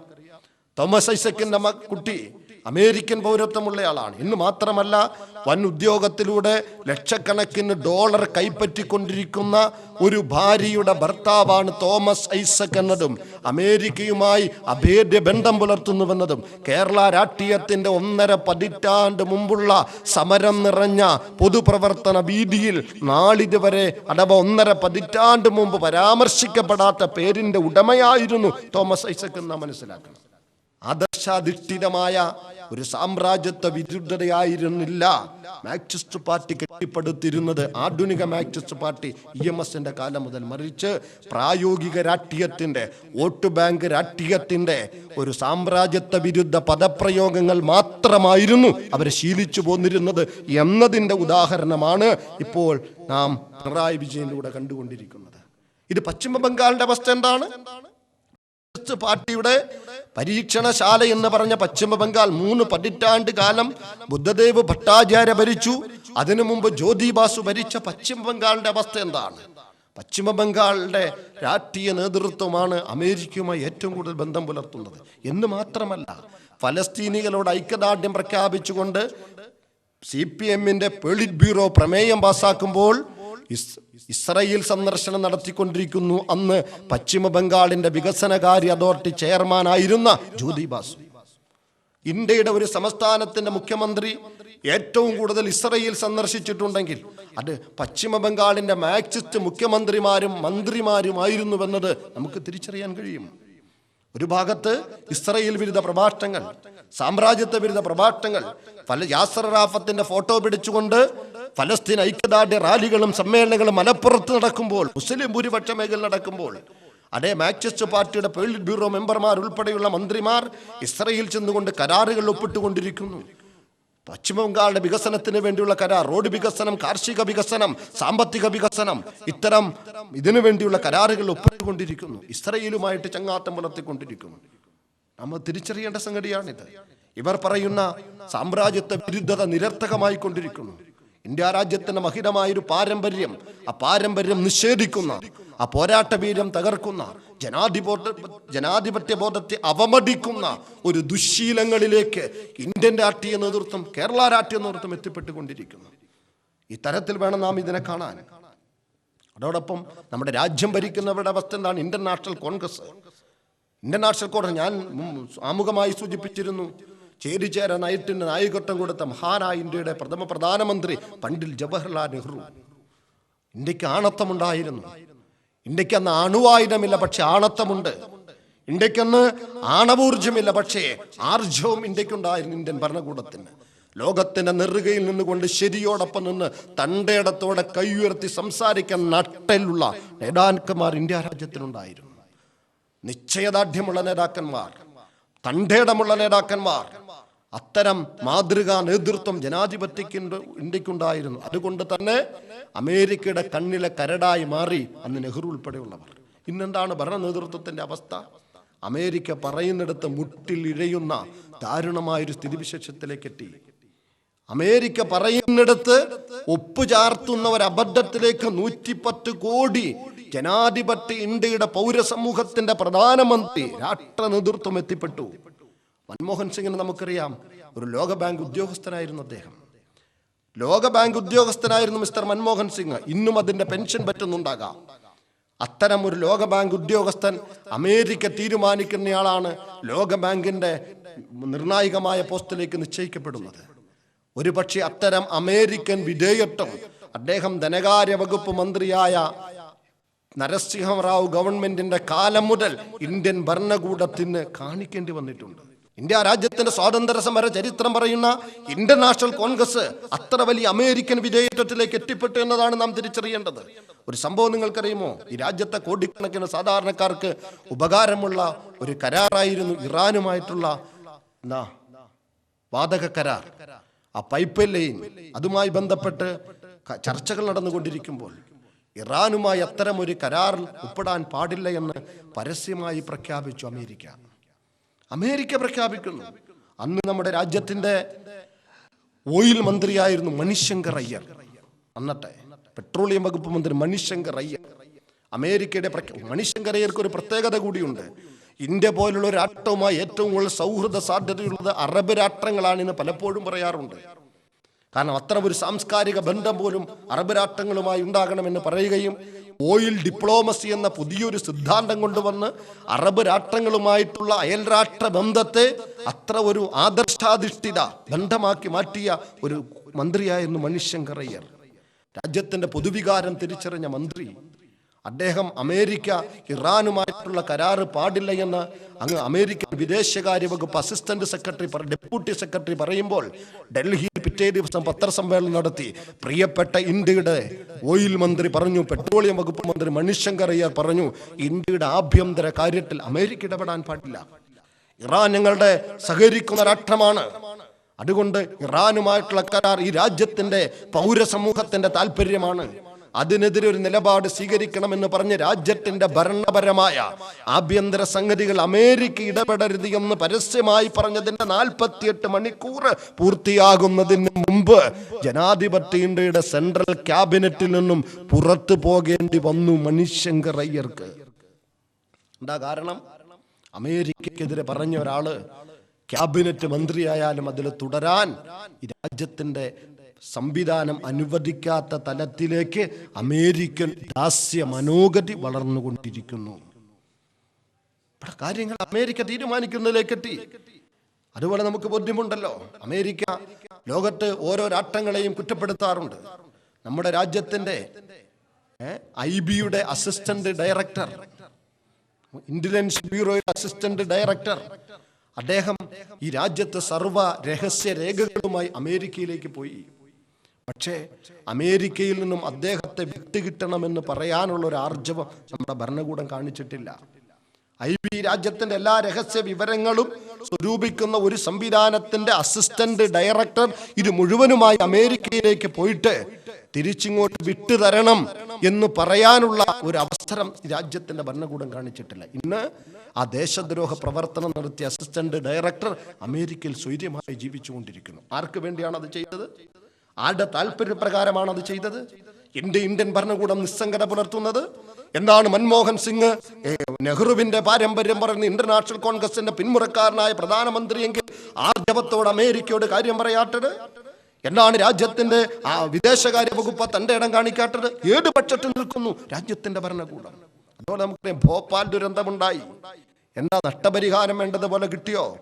ആ ദുരന്തമുണ്ടാകുമ്പോൾ ആ ഫാക്ടറിയുടെ മാനേജർക്ക് സ്വൈര്യമായി രക്ഷപ്പെടാൻ സൗകര്യമൊരുക്കി കൊടുത്തു എന്ന് പറഞ്ഞാൽ നമ്മുടെ രാജ്യത്തിന്റെ ഭോപ്പാലിന്റെ ഗ്രാമീണരായ 10,000-കണക്കിന് മനുഷ്യ മക്കൾ ഏകപക്ഷീയമായി ആ അണുബാധയേറ്റുകൊണ്ട് പിടഞ്ഞു മരിച്ച് ലക്ഷങ്ങൾ വികലാംഗരായി കിടക്കുന്ന ഒരു പൊതു മനസ്സിനെ നിഷേധിച്ച്, ഒരു പൊതു താല്പര്യത്തെ കണ്ടില്ല എന്ന് നടിച്ച് അമേരിക്കക്കാരൻ അതിന്റെ മാനേജർക്ക് രക്ഷപ്പെടാൻ സൗകര്യമൊരുക്കി കൊടുത്തു നമ്മുടെ രാജ്യത്തിന്റെ ഭരണകൂടം. അമേരിക്കയുടെ ഒരു രീതി നിങ്ങൾക്കറിയോ? ചില ദുഷ്ട വ്യവസായം എന്ന് പറഞ്ഞ ചില വ്യവസായമുണ്ട്. മലിനീകരണ അപകട സാധ്യതയുള്ള വ്യവസായം. ഇതെല്ലാം അവികസിത രാഷ്ട്രങ്ങൾ സ്ഥാപിക്കണം എന്നത് അമേരിക്കയുടെ നയമാണ്. എന്താ അതിന്റെ കാരണം? അതുപോലെ ധാതു സമ്പത്ത് ഊറ്റിയെടുക്കേണ്ട ചില വ്യവസായങ്ങളുണ്ട്, ജലസമ്പത്ത് ഊറ്റിയെടുക്കേണ്ട വ്യവസായങ്ങളുണ്ട്. ഇത്തരം വ്യവസായങ്ങൾ അവികസിത രാഷ്ട്രങ്ങളിൽ സ്ഥാപിക്കണം. അമേരിക്കയ്ക്ക് ലാഭം കിട്ടണം. അതിന്റെ കഷ്ടനഷ്ടങ്ങളൊന്നും അമേരിക്കയിൽ ഉണ്ടാകാൻ പാടില്ല. അത്തരമൊരു സമീപനത്തിന്റെ ഭാഗമാണ് ഭോപ്പാൽ ദുരന്തം. അത്തരമൊരു ചിന്തയുടെ താല്പര്യത്തിന്റെ ഭാഗമാണ് ഭോപ്പാൽ ദുരന്തം. അത് മാത്രമല്ല, സർവ്വ വേസ്റ്റുകളും ലോകത്ത് അവികസിത രാഷ്ട്രങ്ങൾ നിക്ഷേപിച്ചു കൊണ്ടിരിക്കുന്ന അമേരിക്ക. അപ്പൊ ഞാൻ പറഞ്ഞു വന്നത്, ജനാധിപത്യ ഇന്ത്യയുടെ ഭരണകൂടം, ഈ രാജ്യത്തെ ഇന്ത്യൻ നാഷണൽ കോൺഗ്രസ് നിയന്ത്രിക്കുന്ന ഭരണ സംവിധാനം അമേരിക്കയോടൊപ്പം നിൽക്കുന്നു. വിവാദമായ ആണവ കരാർ നമുക്കറിയാം. എന്തായിരുന്നു ആണവ കരാറിന്റെ താല്പര്യം? എന്തായിരുന്നു ആണവ കരാറിന്റെ ലക്ഷ്യം? ഇത്തരം അമേരിക്കൻ ദാസ്യവൃത്തി ചെയ്യുന്ന ഒരു സംവിധാനമായി ഇന്ത്യ രാജ്യത്തിന്റെ ഭരണകൂടം മാറി എന്നതിനെ ഈ രാജ്യത്തിന്റെ പൗരസമൂഹം ഏത് നിലയിൽ കാണണം? എത്ര ഗൗരവത്തോടെ കാണണം? ഇത് ഇന്ന് തുടങ്ങിയതല്ല. നമ്മുടെ ജനപ്രതിനിധികളുണ്ട്, MP-മാർ. ഒരിക്കൽ ക്ലിന്റൺ എന്ന് പറയുന്ന അമേരിക്കൻ പ്രസിഡന്റ് ഇന്ത്യ സന്ദർശനത്തിന് വന്നു. വളരെ വിവാദം സൃഷ്ടിച്ച ഇന്ത്യയുടെ കേരളത്തിന്റെ അഭിമാന പുത്രനായ KR നാരായണൻ എന്ന രാഷ്ട്രപതിയുടെ ഓഫീസിന്റെ ടെലിഫോൺ ബന്ധം പോലും വിച്ഛേദിക്കുന്ന തലത്തിലുള്ള സുരക്ഷാ ക്രമീകരണമായിരുന്നു അന്ന് ക്ലിന്റൺ ഏർപ്പെടുത്തിയത്. ക്ലിന്റൺ ഇന്ത്യ സന്ദർശിച്ചു. ഇന്ത്യയുടെ പാർലമെന്റിൽ സംബോധന ചെയ്യാൻ വന്നപ്പോൾ നമുക്ക് ലജ്ജയാണ് തോന്നിയത്. കാരണം നമ്മുടെ ജനപ്രതിനിധികൾ, ജനായത്ത സംവിധാനത്തിൽ നാം വോട്ട് ചെയ്ത് നമ്മുടെ പ്രതിനിധികളായി പാർലമെന്റിലേക്ക് അയച്ചവർ, ഭൂരിപക്ഷം വരുന്ന സാമ്രാജ്യത്വ വിരുദ്ധ മനോഗതിക്കാരും തെരഞ്ഞെടുക്കപ്പെട്ട് പാർലമെന്റിലേക്ക് അയച്ച MP-മാർ ക്ലിന്റന്റെ കൈ പിടിക്കുന്നതിന്, ഹസ്തദാനം ചെയ്യുന്നതിന്, അദ്ദേഹത്തിന്റെ കൈ പിടിച്ച് ചുംബനം നടത്തുന്നതിന് മത്സരിച്ച ലജ്ജാകരമായൊരവസ്ഥയ്ക്കാണ് ജനാധിപത്യ ഇന്ത്യയുടെ പരമാധികാര നൈരൂപീകരണ സമിതിയായ പാർലമെന്റ് വിധേയമായത്. അത്ര വിധേയത്വം. അതുമാത്രമല്ല, അമേരിക്കയോടൊപ്പം നിന്നാൽ അത് അഭിമാനമാണ്. അമേരിക്കയോടൊപ്പം എന്ന് പറയുന്നതും അമേരിക്കയിൽ പോകലും അമേരിക്കയിൽ പഠിക്കലും അമേരിക്കയുമായിട്ടുള്ള സഹവാസവും അമേരിക്കക്കാരെ കാരണമെല്ലാം പുണ്യകരമാണ്, മഹത്തമാണ്, അത് സ്റ്റാറ്റസിന്റെ ഭാഗമാണ് എന്നെല്ലാം ചിന്തിക്കുന്ന ഒരു സ്വഭാവം, ഒരു രീതി നമ്മുടെ നാട്ടിൽ വളർന്നുകൊണ്ടിരിക്കുകയാണ്. അത്ഭുതപ്പെടുന്നു. എന്താണ് ഈ രാജ്യത്ത് പോലും അമേരിക്കയെ സപ്പോർട്ട് ചെയ്യുന്ന ഒരു വിഭാഗം വളർന്നു വരുന്നത് എന്നതിനെ കുറിച്ച് കൃത്യമായ പഠനം നടത്തുമ്പോൾ അമേരിക്ക വെച്ചു പുലർത്തുന്ന മുസ്ലിം വിരോധമാണ് എന്നതിലേക്ക് കാര്യങ്ങൾ എത്തുന്നത്. മാർക്സിസ്റ്റ് പാർട്ടി പോലും അമേരിക്കയെ സപ്പോർട്ട് ചെയ്യുന്ന ഒരു മനോഗതിയിലേക്ക് എത്തിപ്പെടുന്നത് അതിനെ സ്വാധീനിച്ച ബ്രാഹ്മണിസത്തോടൊപ്പം തന്നെ അമേരിക്ക വെച്ചു പുലർത്തുന്ന മതവിരുദ്ധതയോടുള്ള അനുഭാവമാണ് എന്നതിലേക്കാണ് കാര്യങ്ങൾ എത്തുന്നത്. വളരെ കൃത്യമായി വിശകലനം ചെയ്താൽ നമുക്ക് ഇത്തരം ചില സന്ദേശങ്ങളാണ്, ആശങ്കയുളവാക്കുന്ന സന്ദേശങ്ങളാണ് ലഭ്യമാകുന്നത്. അപ്പൊ ഞാൻ പറഞ്ഞത്, ഇന്ത്യ മഹാരാജ്യത്തിന്റെ ഭരണ സംവിധാനം ഇത്തരം ഒരവസ്ഥയിലേക്ക് എത്തി. ഇന്ന് ഇസ്രയേലുമായി ഞാൻ സൂചിപ്പിച്ചല്ലോ, ഇസ്രയേൽ രൂപം കൊള്ളുമ്പോൾ ഞങ്ങൾ രാഷ്ട്രമില്ലാത്ത രാഷ്ട്രത്തലവന്റെ പക്ഷത്താണ് എന്ന് പരസ്യമായി പറഞ്ഞ, പിൽക്കാലത്ത് പറഞ്ഞ, അതോടൊപ്പം ഇസ്രയേൽ രൂപം കൊള്ളുമ്പോൾ ഇസ്രയേലിനെ എതിർത്തുകൊണ്ട് ഫലസ്തീനോടൊപ്പം നിന്ന ഒരു രാഷ്ട്ര സംവിധാനമായിരുന്നു നമ്മുടേത്. കാരണം എന്നും നാം ഇരകളോടൊപ്പമാണ് ഇന്ന് ശീലിച്ചിട്ടുള്ളത്. വേട്ടനായ്ക്കൾക്കെതിരെ ആർജവം കാണിക്കുന്ന ഒരു സ്വഭാവം നമുക്കുണ്ട്. വേട്ടക്കാർക്കെതിരെ വിരൽ ചൂണ്ടി സംസാരിക്കുന്ന പാരമ്പര്യം നമുക്കുണ്ട്. അത്തരമൊരു ശീലം നമുക്കുണ്ട്. ആ ശീലത്തെ നിഷേധിച്ചുകൊണ്ട് ഇന്ന് ഇസ്രയേലിനോടൊപ്പം നിൽക്കുന്നൊരു മനോഗതി. ലോകത്ത് ഇന്ത്യ രാജ്യത്തിന്റെ ആയുധ ഇടപാടുകളിൽ ഏകദേശം ഒരു 1/3 ഇന്ന് ഇസ്രയേലുമായിട്ടാണ്. ഇന്ത്യ രാജ്യത്തിന്റെ ആയുധ ഇടപാടുകളിൽ 1/3 ഇന്ന് ഇസ്രയേൽ എന്ന് പറയുന്ന കൊച്ചു രാഷ്ട്രവുമായിട്ടാണ്, അതുപോലെ അമേരിക്കയുമായിട്ട്. ഇത്തരം ഇടപാടുകൾ ഇസ്രയേലിന്റെ രഹസ്യാന്വേഷണ വിഭാഗം സ്വൈര്യമായി വിഹരിക്കുന്ന ഒരു പ്രതലം നമ്മുടെ രാജ്യത്ത് 89 മുതൽ രൂപപ്പെട്ടുകൊണ്ടിരിക്കുന്നു. ഈ രാജ്യത്ത് നടക്കുന്ന അപകടകരമായ സ്ഫോടനങ്ങളുടെയും കലാപങ്ങളുടെയും പിന്നിൽ പോലും മൊസാദിന്റെ കരങ്ങളുണ്ടോ എന്ന് സംശയിക്കലല്ല, ഉറപ്പിക്കേണ്ട സ്ഥിതിവിശേഷമാണ് ഇവിടെ നിലനിൽക്കുന്നത്. 981 UP മുഖ്യമന്ത്രിയായിരുന്ന കല്യാൺ സിംഗിന്റെ കാലത്ത് UPയിൽ മൊസാദിന്റെ ഏജന്റ് ഉണ്ടായിരുന്നു എന്നത് തുടങ്ങി രാജ്യവ്യാപകമായി ഈ ശൃംഖല രൂപപ്പെട്ടു വരുന്നു. ഇന്ത്യ സന്ദർശിച്ച, കേരളം സന്ദർശിച്ച ഇസ്രയേലിൽ പലരും ഇന്ന് കേരളം വിട്ടിട്ടില്ല എന്നത്, ഇടതുപക്ഷ ഗവൺമെന്റിന്റെ കാലത്ത് കേരളം സന്ദർശിച്ച ഇസ്രയേലിയർ പൂർണ്ണമായും കേരളം വിട്ടുപോയിട്ടില്ല, പലരും ഇന്ന് ഇവിടെയുണ്ട് എന്നത് ചേർത്ത് വായിക്കേണ്ടതുണ്ട്. സംസ്ഥാനത്തിന്റെ ഭരണ സംവിധാനമായാലും രാജ്യത്തിന്റെ ഭരണ സംവിധാനമായാലും അമേരിക്കയോട് സാമ്രാജ്യത്വ മാഫിയ എന്ന് ഞാൻ അതുകൊണ്ടാണ് പറഞ്ഞത്. നാറ്റോ അതിന്റെ ഭാഗമാണ്, ഇസ്രയേൽ അതിന്റെ ഘടകമാണ്. ഇത്തരം ഒരു സാമ്രാജ്യത്വ മാഫിയോട് ഓരം ചേർന്ന് നിൽക്കുന്നു. ഞാൻ പറഞ്ഞു വന്നത്, ഭരണകൂടം ഇതാണ് ചെയ്തുകൊണ്ടിരിക്കുന്നത്. നമുക്കറിയാം, MK മുനീർ, ഇന്ത്യൻ യൂണിയൻ മുസ്ലിം ലീഗിന്റെ നേതാവ്.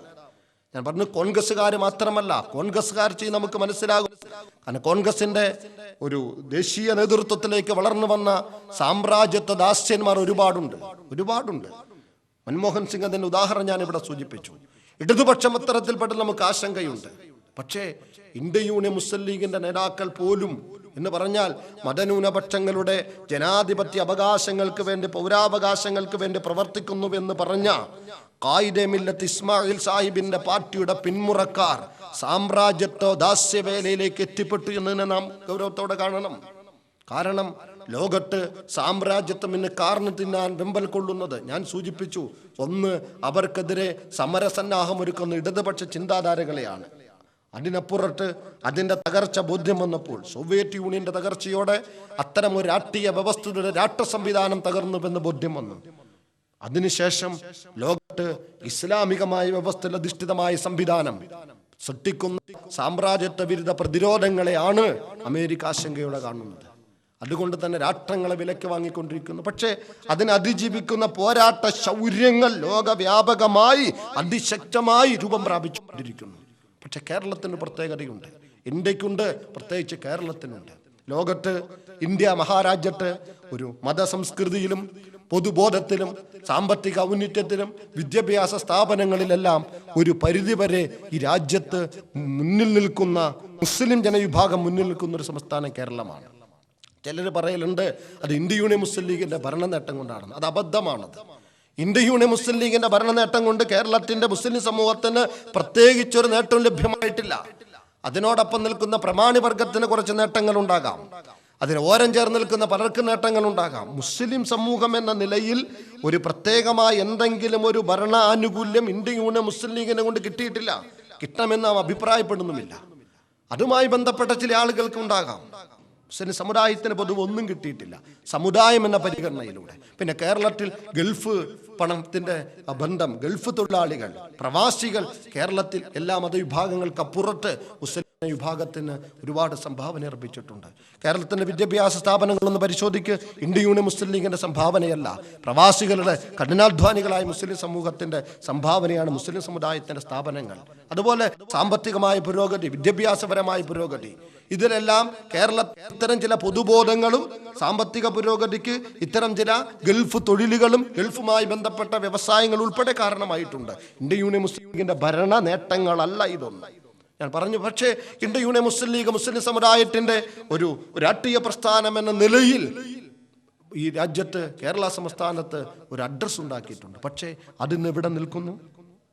അത് പ്രത്യേകിച്ച് MK മുനീറിനെ പോലെയുള്ള ആളുകൾ, KM ഷാജിയെ പോലെയുള്ള ആളുകൾ. ഒരു കാര്യം അറിയേണ്ടത്, വീക്കിലീസ് പുറത്തുവിട്ട വാർത്തകൾ ഞങ്ങളെപ്പോലെയുള്ള ഒരു പൊതുപ്രവർത്തന സംവിധാനത്തെ ഞെട്ടിക്കുന്നതല്ല. എന്താ കാരണം? MK മുനീർ ആരാണ് എന്ന് കൃത്യമായി പഠിച്ചവരാണ് ഞങ്ങൾ.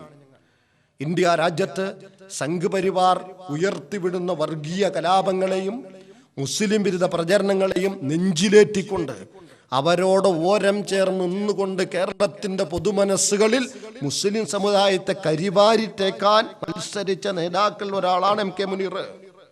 അദ്ദേഹത്തിന്റെ പേരിലെഴുതിയൊരു പുസ്തകമുണ്ട്, ഫാഷിസം.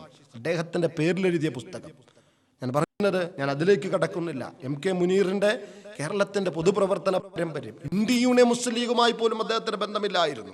CH മുഹമ്മദ് കോയയുടെ മകനായി എന്നതിനപ്പുറത്ത് കോളേജിൽ പഠിക്കുന്ന കാലത്ത് MSFുമായി പോലും ബന്ധം പുലർത്താൻ വിമുഖത കാണിച്ചിരുന്നു. ഇംഗ്ലീഷ് സാഹിത്യം നിരന്തരമായി വായിക്കുന്ന മിസ്റ്റർ MK മുനീർ, ഞാൻ സാന്ദർഭികമായി അദ്ദേഹത്തോട് പറയുന്നു, ഏറ്റവും കുറഞ്ഞത് ഇന്ത്യ യൂണിയൻ മുസ്ലിം ലീഗിന്റെ പേരിൽ ഒരു വലിയ ഗൗരവമില്ലാത്ത വകുപ്പെങ്കിലും മന്ത്രിസ്ഥാനത്ത് ലഭ്യമായ സ്ഥിതിക്ക്, മുനി ലീഗുകാരനെന്ന് പറഞ്ഞു നടക്കുന്ന സ്ഥിതിക്ക് ഒരു ദിവസമെങ്കിലും വായനാശീലമുണ്ടെങ്കിൽ ആ ഇംഗ്ലീഷ് പുസ്തകം ഒന്ന് മാറ്റിവെച്ചുകൊണ്ട് തൻ്റെ പിതാവായ CH മുഹമ്മദ് കോയ സാഹിബിന്റെ ആത്മകഥയെങ്കിലും ഒന്ന് വായിക്കണമെന്ന് MK മുനീറിനെ ഞാൻ ഉണർത്തുകയാണ്. എന്താ കാരണം? MK മുനീർ ആത്മകഥ വായിച്ചാൽ ഒരുപാട് നന്നാവാൻ സാധ്യതയുണ്ട്. സംഘ് പരിവാറിന്റെ സഹയാത്രികനായി നടന്നുകൊണ്ട് മുസ്ലിം വിരുദ്ധ കോക്കസിൽ പ്രധാന കണ്ണിയായി മാറിക്കൊണ്ട് മതതീവ്രവാദത്തിന്റെ പേര് പറഞ്ഞൊരു സമുദായത്തെ തേജോപനം ചെയ്യുന്നതിൽ മുൻനിരയിൽ നിന്നുകൊണ്ടിരിക്കുന്ന മിസ്റ്റർ MK മുനീർ, അദ്ദേഹത്തെ കുറിച്ച് തന്നെ ഞാൻ പറയുന്നു. അദ്ദേഹത്തിന്റെ പിതാവ് പറഞ്ഞൊരു വചനം കൂടി ഞാൻ ഓർമ്മപ്പെടുത്തുന്നു, ബഹറിൽ മുസല്ലയിട്ട് നമസ്കരിച്ചാലും എന്ന് പറഞ്ഞാൽ സമുദ്രത്തിന്റെ മുകളിൽ ഒരു തുണി വിരിച്ച് നമസ്കരിക്കുന്ന മഹാത്ഭുതം RSS കാണിച്ചാലും RSS വിശ്വസിക്കാൻ പറ്റില്ല എന്ന് പരസ്യമായി പറഞ്ഞ കേരളത്തിന്റെ പൊതുപ്രവർത്തകൻ CH മുഹമ്മദ് കോയ, അദ്ദേഹത്തിന്റെ മകൻ ഇന്ന് ഇവിടെ എത്തി നിൽക്കുന്നു. സംഘ് പരിവാറിന്റെ സഹയാത്രികനാണ്. ഈ രാജ്യത്ത് ഒരുപാട് ആസൂത്രിതമായ കലാപങ്ങൾ നടന്നപ്പോൾ, മുസ്ലിം വിരുദ്ധ കലാപങ്ങൾ നടന്നപ്പോൾ സംഘപരിവാറും അനുകൂലികളായ മാധ്യമങ്ങളും അതിന് മുസ്ലിം സമുദായത്തിന്റെ തലയിൽ വെച്ച് കെട്ടാൻ വേണ്ടി ശ്രമിച്ചപ്പോൾ മുസ്ലിങ്ങൾ ചെയ്ത കലാപമാണ് എന്ന് ബട്ട്ലാഹു സംഭവത്തെ ഉൾപ്പെടെ സമുദായത്തിന്റെ തലയിൽ കെട്ടിവെക്കുന്നതിന് മുൻനിരയിൽ നിന്ന നേതാക്കൾ ഒരാളായിരുന്നു എം കെ മുനീർ. ആ എം കെ മുനീർ ഇന്ന് മുസ്ലിം രാഷ്ട്രീയത്തിന്റെ പേര് പറഞ്ഞുകൊണ്ട് അമേരിക്കയുമായി ചങ്ങാത്തം. വളരെ സ്നേഹത്തോടെ മുനീറിനോട് ചോദിക്കട്ടെ, അമേരിക്കയുമായി എനിക്ക് സൗഹൃദമുണ്ട്, അമേരിക്കയുടെ ഡൽഹി കോൺസുലേറ്റിലും ചെന്നൈ കോൺസുലേറ്റിലും എനിക്ക് ഇഷ്ടക്കാരുണ്ട് എന്ന് മുനീർ പറയുന്നുവെങ്കിൽ എന്ത് ന്യായത്തിൻ്റെ, എന്ത് മാന്യതയുടെ, എന്ത് ആദർശത്തിൻ്റെ പേരിലാണ് ഇവരുമായി ഇത്തരം ഒരു ചങ്ങാത്തം പുലർത്തുന്നത് എന്ന് മുനീർ വിശദീകരിക്കട്ടെ. അമേരിക്കൻ കോൺസുലേറ്റുമായി ബന്ധമുണ്ട് എന്ന് പറയുന്ന മുനീർ എന്തിൻ്റെ പേരിലാണ് ആ ബന്ധം? രാജ്യസ്നേഹത്തിൻ്റെ പേരിലാണ്? നമുക്ക് മനസ്സിലാകുന്നില്ല.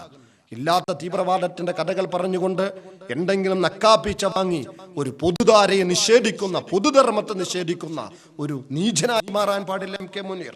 ഏറ്റവും കുറഞ്ഞ അദ്ദേഹം CH മകനാണ്. അതാണ് എനിക്ക് ഓർമ്മപ്പെടുത്താനുള്ളത്. മുനീർ അഭിമാനത്തോടെ പറയുന്നുണ്ട്, എനിക്ക് അമേരിക്കയിൽ ചങ്ങാടികളുണ്ട് എന്ന്, എംബസികൾ ചങ്ങാടികളുണ്ട് എന്ന്, കോൺസുലേറ്റിൽ ചങ്ങാടികളുണ്ട് എന്ന്. ഇറാഖിൽ ദശലക്ഷക്കണക്കിന് മനുഷ്യരെ കൊന്നൊടുക്കിയ ആ രക്തക്കറ പുരണ്ട ആ ഒരു കരങ്ങളുമായി ഹസ്തദാനം നടത്തി ചങ്ങാത്തം കാത്തു സൂക്ഷിക്കുന്ന എം കെ മുനീറിന്റെ താല്പര്യം എന്റെ താല്പര്യമാണ്. മുനീർ പറയട്ടെ, ഞങ്ങൾ ഏത് പൊതുവേദികളിലും ചോദിക്കാൻ തയ്യാറാണ്. അപ്പൊ ചോദിക്കുക, അമേരിക്കയിൽ നല്ലവരില്ലേ? അമേരിക്കയുടെ ഭരണ സംവിധാനത്തിന്റെ ഭാഗമായ കോൺസുലേറ്റുമായി ധാരണയുണ്ടാക്കി അവരുമായി സഹകരിച്ചുകൊണ്ട് അവർ പലരും കാണാൻ വരാറുണ്ട് പോലും. എന്തിന്റെ പേരിലാണ് കാണാൻ വരിക? എൻ്റെ എന്ത് ബന്ധത്തിന്റെ പേരിലാണ് കാണാൻ വരിക? എന്നിട്ട് ഇതിന്റെ പേരിൽ ആത്മാഭിമാനത്തോടെ പറയുന്നു, ചില കഥ പറയുന്നുണ്ട്, ചില ആളുകൾക്ക് ചിലയിടങ്ങളിൽ മുളക്കുന്ന ആല് പോലും തണലാണ് എന്ന് പറയുന്നത് പോലെ മനുഷ്യ കുരുതിയുടെ കറ പുരണ്ട, ആ മനുഷ്യരക്തം കൊണ്ട് മല്ലീമസപ്പെട്ട വികൃതമായ മുഖവും കരങ്ങളുമായി കടന്നു വരുന്ന അമേരിക്കയുമായിട്ടുള്ള ആത്മബന്ധത്തെ വാനോളം പുകഴ്ത്തുന്ന എം കെ മുനീർ അറിയുക, ലോകത്തെ മുസ്ലിം സമുദായത്തിന് ഒരു പോരാട്ട വീര്യമുണ്ട്. ഇന്ത്യയിലെ മുസ്ലിം സമുദായത്തിന് ഒരു സാമ്രാജ്യത്വ വിരുദ്ധ പോരാട്ടത്തിന്റെ വീര്യമുണ്ട്. അത് എം കെ മുനീർ മനസ്സിലാക്കേണ്ടതുണ്ട്. കേരളത്തിന്റെ ചരിത്രം നമുക്ക് ബോധ്യമുണ്ട്, വിധേയത്വത്തിന്റെ ചരിത്രമല്ല, സാമ്രാജ്യത്വ വിരുദ്ധ പോരാട്ടത്തിന്റെ ചരിത്രമാണ്. 1498 കോഴിക്കോട് കാപ്പാട് കടപ്പുറത്ത് വാസ്കോഡിഗാമ കാലുകുത്തിയത് മുതൽ 4.5 പതിറ്റാണ്ട് കാലം വൈദേശിക ദുഷ്ടശക്തികൾക്കെതിരെ സന്ധിയില്ലാ സമരം നടത്തിയൊരു പാരമ്പര്യം ഇന്ത്യയിലെ മുസ്ലിം സമുദായത്തിനുണ്ട്. ആ സമരഗോധയിൽ ജീവാർപ്പണം നടത്തിയ പവിത്രമായ ലക്ഷ്യത്തിന്റെ മുൻ ജീവൻ കൊടുത്ത രക്തസാക്ഷിത്വം വരിച്ച ആ രക്തസാക്ഷിത്വം ഞങ്ങളുടെ ജീവിതത്തിന്റെ സാക്ഷാത്കാരം എന്ന് പരസ്യമായി പറയുകയും വിശ്വസിക്കുകയും ചെയ്ത മുസ്ലിം പാരമ്പര്യം കാത്തു സൂക്ഷിക്കുന്ന ഒരു സമുദായത്തിന്റെ പൈതൃകം പേറുന്നയാളാണ് എം കെ മുനീറെങ്കിൽ വളരെ കൃത്യമായി ഞങ്ങൾ പറയുന്നു, ഈ പോരാട്ട വീര്യം ചരിത്ര പാരമ്പര്യം നിങ്ങളൊന്നറിയേണ്ടതുണ്ട്. ഒറ്റുകാരുടെ ചരിത്രമല്ല, ചേക്കുട്ടി പോലീസിന്റെ ചരിത്രമല്ല. അത്തരം ചേക്കൂട്ടിമാരെ യമപുരിക്കയച്ച രാഷ്ട്രസ്നേഹത്തിന്റെ, പോരാളികളുടെ പക്ഷം നിന്നുകൊണ്ടുള്ള, ജനാധിപത്യത്തിന്റെ പക്ഷം നിന്നുകൊണ്ടുള്ള നിലപാട് സ്വീകരിച്ചതിന്റെ, സാമ്രാജ്യത്വ വിരുദ്ധ നിലപാടിന്റെ മുന്നിൽ ഉറച്ച അതിശക്തമായ നിലപാട് സ്വീകരിച്ചൊരു പാരമ്പര്യമാണ് ഇന്ത്യയിലെ മുസ്ലിം സമുദായത്തിന്റെ പാരമ്പര്യം. ഞാൻ ആ പോരാട്ട പാരമ്പര്യത്തിലേക്ക് കടക്കുന്നതിന് മുമ്പ് ഒന്നുകൂടി ഓർമ്മപ്പെടുത്തുന്നു, എം കെ മുനീർ എന്ന് പറയുന്ന ഇന്ത്യൻ യൂണിയൻ മുസ്ലിം ലീഗിന്റെ നേതാവ്, ഇന്ത്യൻ യൂണിയൻ മുസ്ലിം ലീഗിന്റെ പ്രതിനിധി, അതോടൊപ്പം KM ഷാജി, ഇവരൊന്നും സമുദായത്തിന്റെ പക്ഷത്ത് നിന്നുകൊണ്ട്, ശരീരപക്ഷത്ത് നിന്നുകൊണ്ട്, ധർമ്മത്തിന്റെ പക്ഷത്ത് നിന്നുകൊണ്ട്, മതന്യൂനപക്ഷങ്ങളുടെ പ്രശ്ന പ്രതിസന്ധികൾ അവർക്ക് സാന്ത്വനം കൊടുക്കുന്ന നിലപാട് സ്വീകരിച്ചുകൊണ്ട് ഒരു മഹാത്ഭുതം ഇന്നുവരെ സ്വീകരിച്ചിട്ടില്ല. മറിച്ച് മഹാനായ CH മുഹമ്മദ് കോയ സാഹിബ് തള്ളിപ്പറഞ്ഞ, CH മുഹമ്മദ് കോയ സാഹിബ് ആവർത്തിച്ച് തള്ളിപ്പറഞ്ഞ, എത്ര അത്ഭുതകരമായ പ്രവർത്തനം കാണിച്ചാലും വിശ്വസിക്കാൻ കൊള്ളാത്തവരെന്ന് പറഞ്ഞ സംഘപരിവാറിന്റെ സഹയാത്രികരായി നടക്കുന്ന, അവർക്ക് വേണ്ടി വിടുപണി ചെയ്യുന്ന, അവർ ആത്മബന്ധം പുലർത്തുന്ന, സാമ്രാജ്യത്വത്തോട് വിധേയത്വം പുലർത്തുന്ന, അടിമപ്പണി ചെയ്യുന്ന ഒരു അധമ മനോഗതിയിലേക്ക് CH പുത്രൻ എം കെ മുനീർ എത്തിപ്പെട്ടിട്ടുണ്ട്. ഇന്ന് കേരളത്തിന്റെ കോടതി തിണ്ണകൾ നിരങ്ങി നടക്കുന്നുണ്ട് എം കെ മുനീർ. എന്തിനു വേണ്ടിയാണ്? ഈ രാജ്യത്തെ ഏതെങ്കിലും സേവന പ്രവർത്തനത്തിന്റെ പേരിലാണോ? മുസ്ലിം സമുദായം ആരോപണ വിധേയമായ നൂറുകണക്കിന് വർഗീയ കലാപങ്ങൾ ഇരകൾക്ക് വേണ്ടി ശബ്ദിച്ചതിന് വേണ്ടിയാണോ? ഇരകളോടൊപ്പം നിന്നതുകൊണ്ടാണോ? അവർക്ക് സാന്ത്വനമേകിയത് കൊണ്ടാണോ? ഏതെങ്കിലും പ്രശ്നബാധിത പ്രദേശങ്ങളിലേക്ക് ഒരു കാലത്ത് സേട്ടു സാഹിബ് ചെയ്തതുപോലെ സാന്ത്വനത്തിന്റെ സഹായത്തിന്റെ കരങ്ങളുമായി ചെന്നത് കൊണ്ടാണോ? ഏതെങ്കിലും ഇരകളുടെ കണ്ണുനീരൊപ്പിയതിന്റെ പേരിലാണോ? അതൊന്നുമല്ല. ഇന്ന് MK മുനീർ കോടതി നിരങ്ങുന്നതിന്റെ കാരണം മുസ്ലിം സമുദായത്തിന്റെ തലയെണ്ണി നടത്തുന്ന രാഷ്ട്രീയ പ്രവർത്തനം കൊണ്ട് ലഭ്യമായ ഒരു വകുപ്പിൽ അഴിമതി നടത്തിയതിന്റെ പേരിലാണ്. അതോടൊപ്പം ഫാഷിസത്തിന്റെ കരാളഹസ്തത്തിന്റെ മുന്നിൽ നെടുവീർപ്പിട്ടുകൊണ്ടിരിക്കുന്ന ഒരു സമുദായത്തിന് ആശയ പ്രചരണത്തിന് ഒരു ദൃശ്യമാധ്യമം തുടങ്ങണമെന്ന് പറഞ്ഞ് വേദനിക്കുന്ന സമുദായത്തിന്റെ മനസ്സാക്ഷിയെ ചൂഷണം ചെയ്തുകൊണ്ട് കോടിക്കണക്കിന് രൂപ സ്വരൂപിച്ചുകൊണ്ട് സമുദായ രാഷ്ട്രീയ സംവിധാനത്തെ തകർക്കുന്നതിന് വേണ്ടി പ്രവർത്തിച്ചതിന്റെ പേരിലാണ് MK മുനീറിന് കോടതി നിരങ്ങുന്നത്. CHന്റെ പാരമ്പര്യം പേറിയത് കൊണ്ടല്ല, ഖായിദെ മില്ലത്ത് ഇസ്മായിൽ സാഹിബിന്റെ പാരമ്പര്യം പേറിയത് കൊണ്ടല്ല. ഞാൻ ആവർത്തിച്ചു പറയുന്നു, ലക്ഷക്കണക്കിന് വർഗീയ കലാപങ്ങൾക്കും അതിക്രമങ്ങൾക്കും ഇരയാക്കപ്പെട്ട, പോലീസിന്റെ വേട്ടയ്ക്കിരയാക്കപ്പെട്ട, ഭരണകൂട ഭീകരതയ്ക്കിരയാക്കപ്പെട്ട ഇരകൾക്ക് വേണ്ടി ശബ്ദിച്ചതിന്റെ പേരിൽ പോലുമല്ല, മറിച്ച് വേട്ടക്കാരോടൊപ്പം നിൽക്കുകയും അഴിമതി പതിവാക്കുകയും സമുദായത്തിന്റെ ലെവലിൽ ചൂഷണം ചെയ്യുകയും ചെയ്തതിന്റെ പേരിലാണ് MK മുനീറിന് നിരങ്ങുന്നത് പോലെ കോടതി നിരങ്ങുന്നത്. ഞാൻ പറയുന്നത്, MK മുനീർ ചെയ്യേണ്ടത് ഒന്നില്ലെങ്കിൽ ഒരു മണിക്കൂറെങ്കിലും ആ നാട്യങ്ങൾ അഴിച്ചു വെച്ചുകൊണ്ട് കേരള പൊതുസമൂഹത്തിന്റെ മുന്നിൽ നേതൃത്വത്തിന്റെ നാട്യക്കുപ്പായമാണ് MK മുനീർ ഇവിടെ അവതരിപ്പിച്ചു കൊണ്ടിരിക്കുന്നത്. നാട്യങ്ങളല്ല, ഇത് നാടകക്കളരിയല്ല, ഇത് പച്ചയായ മനുഷ്യൻ ജീവിക്കുന്ന കേരളത്തിന്റെ ഒരു യാഥാർത്ഥ്യ ബോധമുണ്ട്, ഒരു പാരമ്പര്യമുണ്ട്, ഒരു മാനവികതയുടെ പക്ഷമുണ്ട്. അവിടെ നാട്യങ്ങളില്ലാതെ ഒരു പ്രകൃതിദത്തമായി ഇടപെട്ടുകൊണ്ട് മനുഷ്യനാണ് എന്ന് ബോധ്യപ്പെടുത്തുന്ന ഒരു സമീപനമാണ് മുനീറിൽ നിന്നും ഉണ്ടാകേണ്ടത്. അത് ഉണ്ടാകണം. അതല്ലെങ്കിൽ അദ്ദേഹം തൻ്റെ പിതാവ് സ്വീകരിച്ച രാഷ്ട്രീയ നയത്തെ തള്ളിപ്പറഞ്ഞുകൊണ്ട് താല്പര്യപ്രകാരം സംഘപരിവാറിന്റെ പിന്നാലെയോ അല്ലെങ്കിൽ അഭിനയകലയുടെ പിന്നാലെയോ അദ്ദേഹത്തിന് പോകാവുന്നതാണ്. അതായിരിക്കും അദ്ദേഹം കേരളീയ സമൂഹത്തോട് കാണിക്കുന്ന ഏറ്റവും വലിയ നീതി.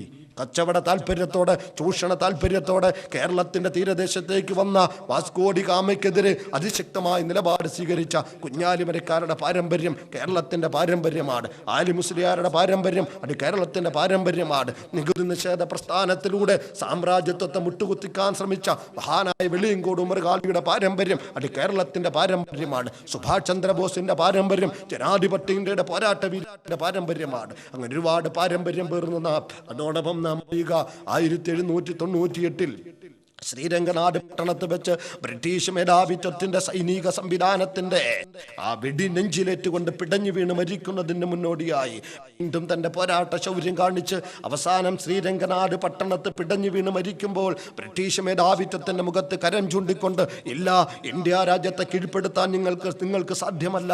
ഈ ടിപ്പുവിന്റെ ചുടുനിണം ചാലിട്ടൊഴുകുന്ന ഇന്ത്യ രാജ്യത്തിന്റെ മഹത്തായ പൈതൃകത്തിൽ നിന്നും ലക്ഷക്കണക്കിന് സാമ്രാജ്യത്വ വിരുദ്ധ പോരാളികൾ ഉയർത്തെഴുന്നേൽക്കുമെന്ന് പറഞ്ഞ ടിപ്പുവിന്റെ പാരമ്പര്യമുള്ളവരാണെന്ന് നമുക്ക് മറക്കാൻ കഴിയില്ല. ജയിലിൽ കിടന്നുകൊണ്ട് പ്രിയപ്പെട്ട മകൻ മുഹമ്മദ് അലി എന്ന് പറയുന്ന പ്രിയപ്പെട്ട സ്വാതന്ത്ര്യ സമര സേനാനി തന്റെ പ്രായാധിക്യത്തിന്റെ വിറകൽ പേറുന്ന മാതാവ് ബീഗം ഉമ്മയ്ക്ക് ജയിലിൽ കിടന്ന് കത്തയച്ചു. പ്രിയപ്പെട്ട ഉമ്മ, ഞാൻ ഇന്ന് ബ്രിട്ടീഷുകാരുടെ തടവറയിലാണ്. ഈ തടവറ എനിക്ക് ദൈവനിശ്ചയമാകാം. പക്ഷെ ഇന്ത്യ രാജ്യത്തിന്റെ സ്വാതന്ത്ര്യ സമരരംഗത്ത് പോരാട്ടം നടത്തുമ്പോൾ ഈ പ്രിയപ്പെട്ട മകൻ തടവറയിലായെങ്കിൽ ഈ മകനെ ഇന്ന് വേദനിപ്പിക്കുന്ന ഒരു സംഭവമുണ്ട്. പ്രായാധിക്യത്തിലും കഴുത്തിൽ കിടന്ന താലിമാല വിറ്റുകൊണ്ട് ഇവിടുത്തെ ഉപരിവർഗം പഠിക്കുന്ന സർവകലാശാലയിൽ പറഞ്ഞയച്ചുകൊണ്ട് എന്നെ പഠിപ്പിച്ച എൻ്റെ പ്രിയപ്പെട്ട ഉമ്മ, ഒരു കാര്യം എനിക്ക് ഓർമ്മപ്പെടുത്തുവാനുണ്ട് വേദനയോടെ. നാളെ അള്ളാഹുവിന്റെ കോടതിയിൽ ദൈവത്തിന്റെ വിചാരണ നാൾ വരുമ്പോൾ 2 മക്കളെ പഠിപ്പിച്ച് വിദ്യാഭ്യാസം കൊടുത്തിട്ട് 1 രൂപ ഉദ്യോഗം നേടിക്കൊണ്ട് തൊഴിലിന്റെ വരുമാനം എന്ന നിലയിൽ തന്ന് ഈ മാതാവിന് തന്ന് സന്തോഷിപ്പിച്ചിട്ടില്ല, ഈ മാതാവിന് ഭക്ഷണം തരുന്നതിന് വേണ്ടി തൊഴിലെടുത്തിട്ടില്ല എന്ന് പറയരുത്. അള്ളാഹുവിന്റെ കോടതിയിൽ, ദൈവത്തിന്റെ കോടതിയിൽ ഈ മകനെതിരെ പറയരുത് പ്രിയപ്പെട്ട ഉമ്മ. കാരണം ബ്രിട്ടീഷുകാര് മെട്രിക്കുലേഷൻ പാസ്സായി വന്നപ്പോൾ, ഉന്നത ഉദ്യോഗം മുന്നിലേക്ക് വെച്ച് നീട്ടിയപ്പോൾ, ഇല്ല, ഇന്ത്യ രാജ്യത്ത് അധിനിവേശം നടത്തുന്ന ദുഷ്ടശക്തികളുടെ ഉദ്യോഗം എനിക്ക് വേണ്ട, അവന്റെ ശമ്പളം എനിക്ക് വേണ്ട എന്ന് പറയേണ്ടി വന്ന ഈ മകൻ ഈ രാജ്യം നിൽക്കേണ്ടി വന്നു ഉമ്മ. അതുകൊണ്ടാണ് തൊഴിൽ നേടാതിരുന്നത്. ഈ മകനെതിരെ നാളെ ആ അള്ളാഹുവിന്റെ കോടതിയിൽ എതിരെ പറയരുത് എന്ന് പറഞ്ഞ് ബ്രിട്ടീഷുകാർ ബ്രിട്ടീഷുകാരന്റെ തടവറയിൽ കിടക്കുന്ന മകൻ ഉമ്മയ്ക്ക് കത്തെഴുതുമ്പോൾ പ്രായമേറിയ ഉമ്മ മകൻ എഴുതിയ മറുപടി നാം ചിന്തിക്കേണ്ടതുണ്ട്. MK മുനീർ ചരിത്രം പഠിക്കേണ്ടതുണ്ട്. ഞാൻ പറയുന്നത് ഇന്ത്യയുടെ മഹത്തായ, പ്രത്യേകിച്ച് മുസ്ലിം സമുദായത്തിന്റെ ആദർശത്തിൽ അധിഷ്ഠിതമായ, ഐഡിയോളജിയിൽ അധിഷ്ഠിതമായ സമര പോരാട്ടത്തിന്റെ ഒറ്റപ്പെട്ട ചില ഉദാഹരണങ്ങൾ മാത്രമാണ്. പീഗ ഉമ്മ പ്രിയപ്പെട്ട മകൻ എഴുതി, മോനെ മുഹമ്മദ് അലി, ഉമ്മയ്ക്ക് നിന്റെ കത്ത് സന്തോഷമാണ് നൽകിയത്. എന്താണ്? ദേശസ്നേഹത്തിന്റെ പേരിൽ, വൈദേശികനോട് വിധേയത്വം വേണ്ട എന്ന തീരുമാനത്തിന്റെ പേരിൽ ഉന്നത വിദ്യാഭ്യാസം ഉണ്ടായിട്ടും തൊഴിൽ സ്വീകരിക്കാതിരുന്ന പ്രിയപ്പെട്ട മകന്റെ കാര്യത്തിൽ എനിക്ക് അഭിമാനമാണുള്ളത്. പക്ഷെ ഒരു കാര്യം എനിക്ക് എൻ്റെ മകനോട് പറയാനുണ്ട്. നീ എനിക്ക് പണം തരാത്തതിന്റെ വേദനയില്ല, തൊഴിൽ സ്വീകരിക്കാത്തതിന്റെ വേദനയില്ല. മറിച്ച് എനിക്ക് നിന്നോട് പറയാനുള്ളത്, നാളെ നിന്നെ ബ്രിട്ടീഷുകാർ തൂക്കിലേറ്റുമെന്ന് നീ കത്തിലെഴുതിയിട്ടുണ്ടല്ലോ. തൊട്ടടുത്ത ദിവസം തൂക്കിലേറ്റാം. അങ്ങനെ ബ്രിട്ടീഷുകാർ തൂക്കിലേറ്റുന്നതിന്റെ മുന്നോടിയായി ആ കൊലക്കയറ് കഴുത്തിൽ മുറുക്കുന്നതിന് മുമ്പ് ഒടുക്കട്ടി ആഗ്രഹം എന്താണ് എന്ന് ചോദിച്ച് ഇഷ്ടമുള്ള ഭോജനം നൽകുമ്പോൾ ബ്രിട്ടീഷുകാരന്റെ കൊലച്ചോറ് തിന്നാതെ മരിക്കണം മോനെ എന്ന് ജയിൽ കിടക്കുന്ന മകന് കത്തെഴുതിയ പാരമ്പര്യമാണ് പീഗമ്മയുടെ പാരമ്പര്യം. രണ്ടാമതായി ഞാൻ പറയുന്നു, ബ്രിട്ടീഷുകാരൻ നിന്നെ തൂക്കുകയറിലിട്ട് നിന്റെ ജീവൻ നീ മരിച്ചു കൊണ്ടിരിക്കുമ്പോൾ ഇന്ത്യൻ സ്വാതന്ത്ര്യ സമരത്തിന് നീ സിന്ദാബാദ് വിളിക്കണം മോനെ. അവസാനമായ ഉച്ചത്തിൽ അശ്ഹദു അല്ലാ ഇലാഹ ഇല്ലല്ലാഹ് എന്ന വിശ്വാസി ആഗ്രഹിക്കുന്ന ആത്മീയ ബോധത്തിന്റെ മരണം വരിക്കണം മോനെ എന്ന് ജയിലിൽ കിടക്കുന്ന, തടവറയിൽ കിടക്കുന്ന മകന് കത്തെഴുതി പാരമ്പര്യമുള്ള പീഗം ഉമ്മയുടെ സമുദായമാണ് ജനാധിപത്യ ഇന്ത്യയിലെ മുസ്ലിം സമുദായം. മുഹമ്മദ് അലിയുടെ പാരമ്പര്യമുള്ള ഒരു സമുദായമാണ് ഇന്ത്യയിലെ മുസ്ലിം സമുദായം എന്ന് തിരിച്ചറിയേണ്ടതുണ്ട്. ഒറ്റപ്പെട്ട ചരിത്രങ്ങൾ മാത്രമല്ല ഞാൻ പറഞ്ഞു വരുന്നത്.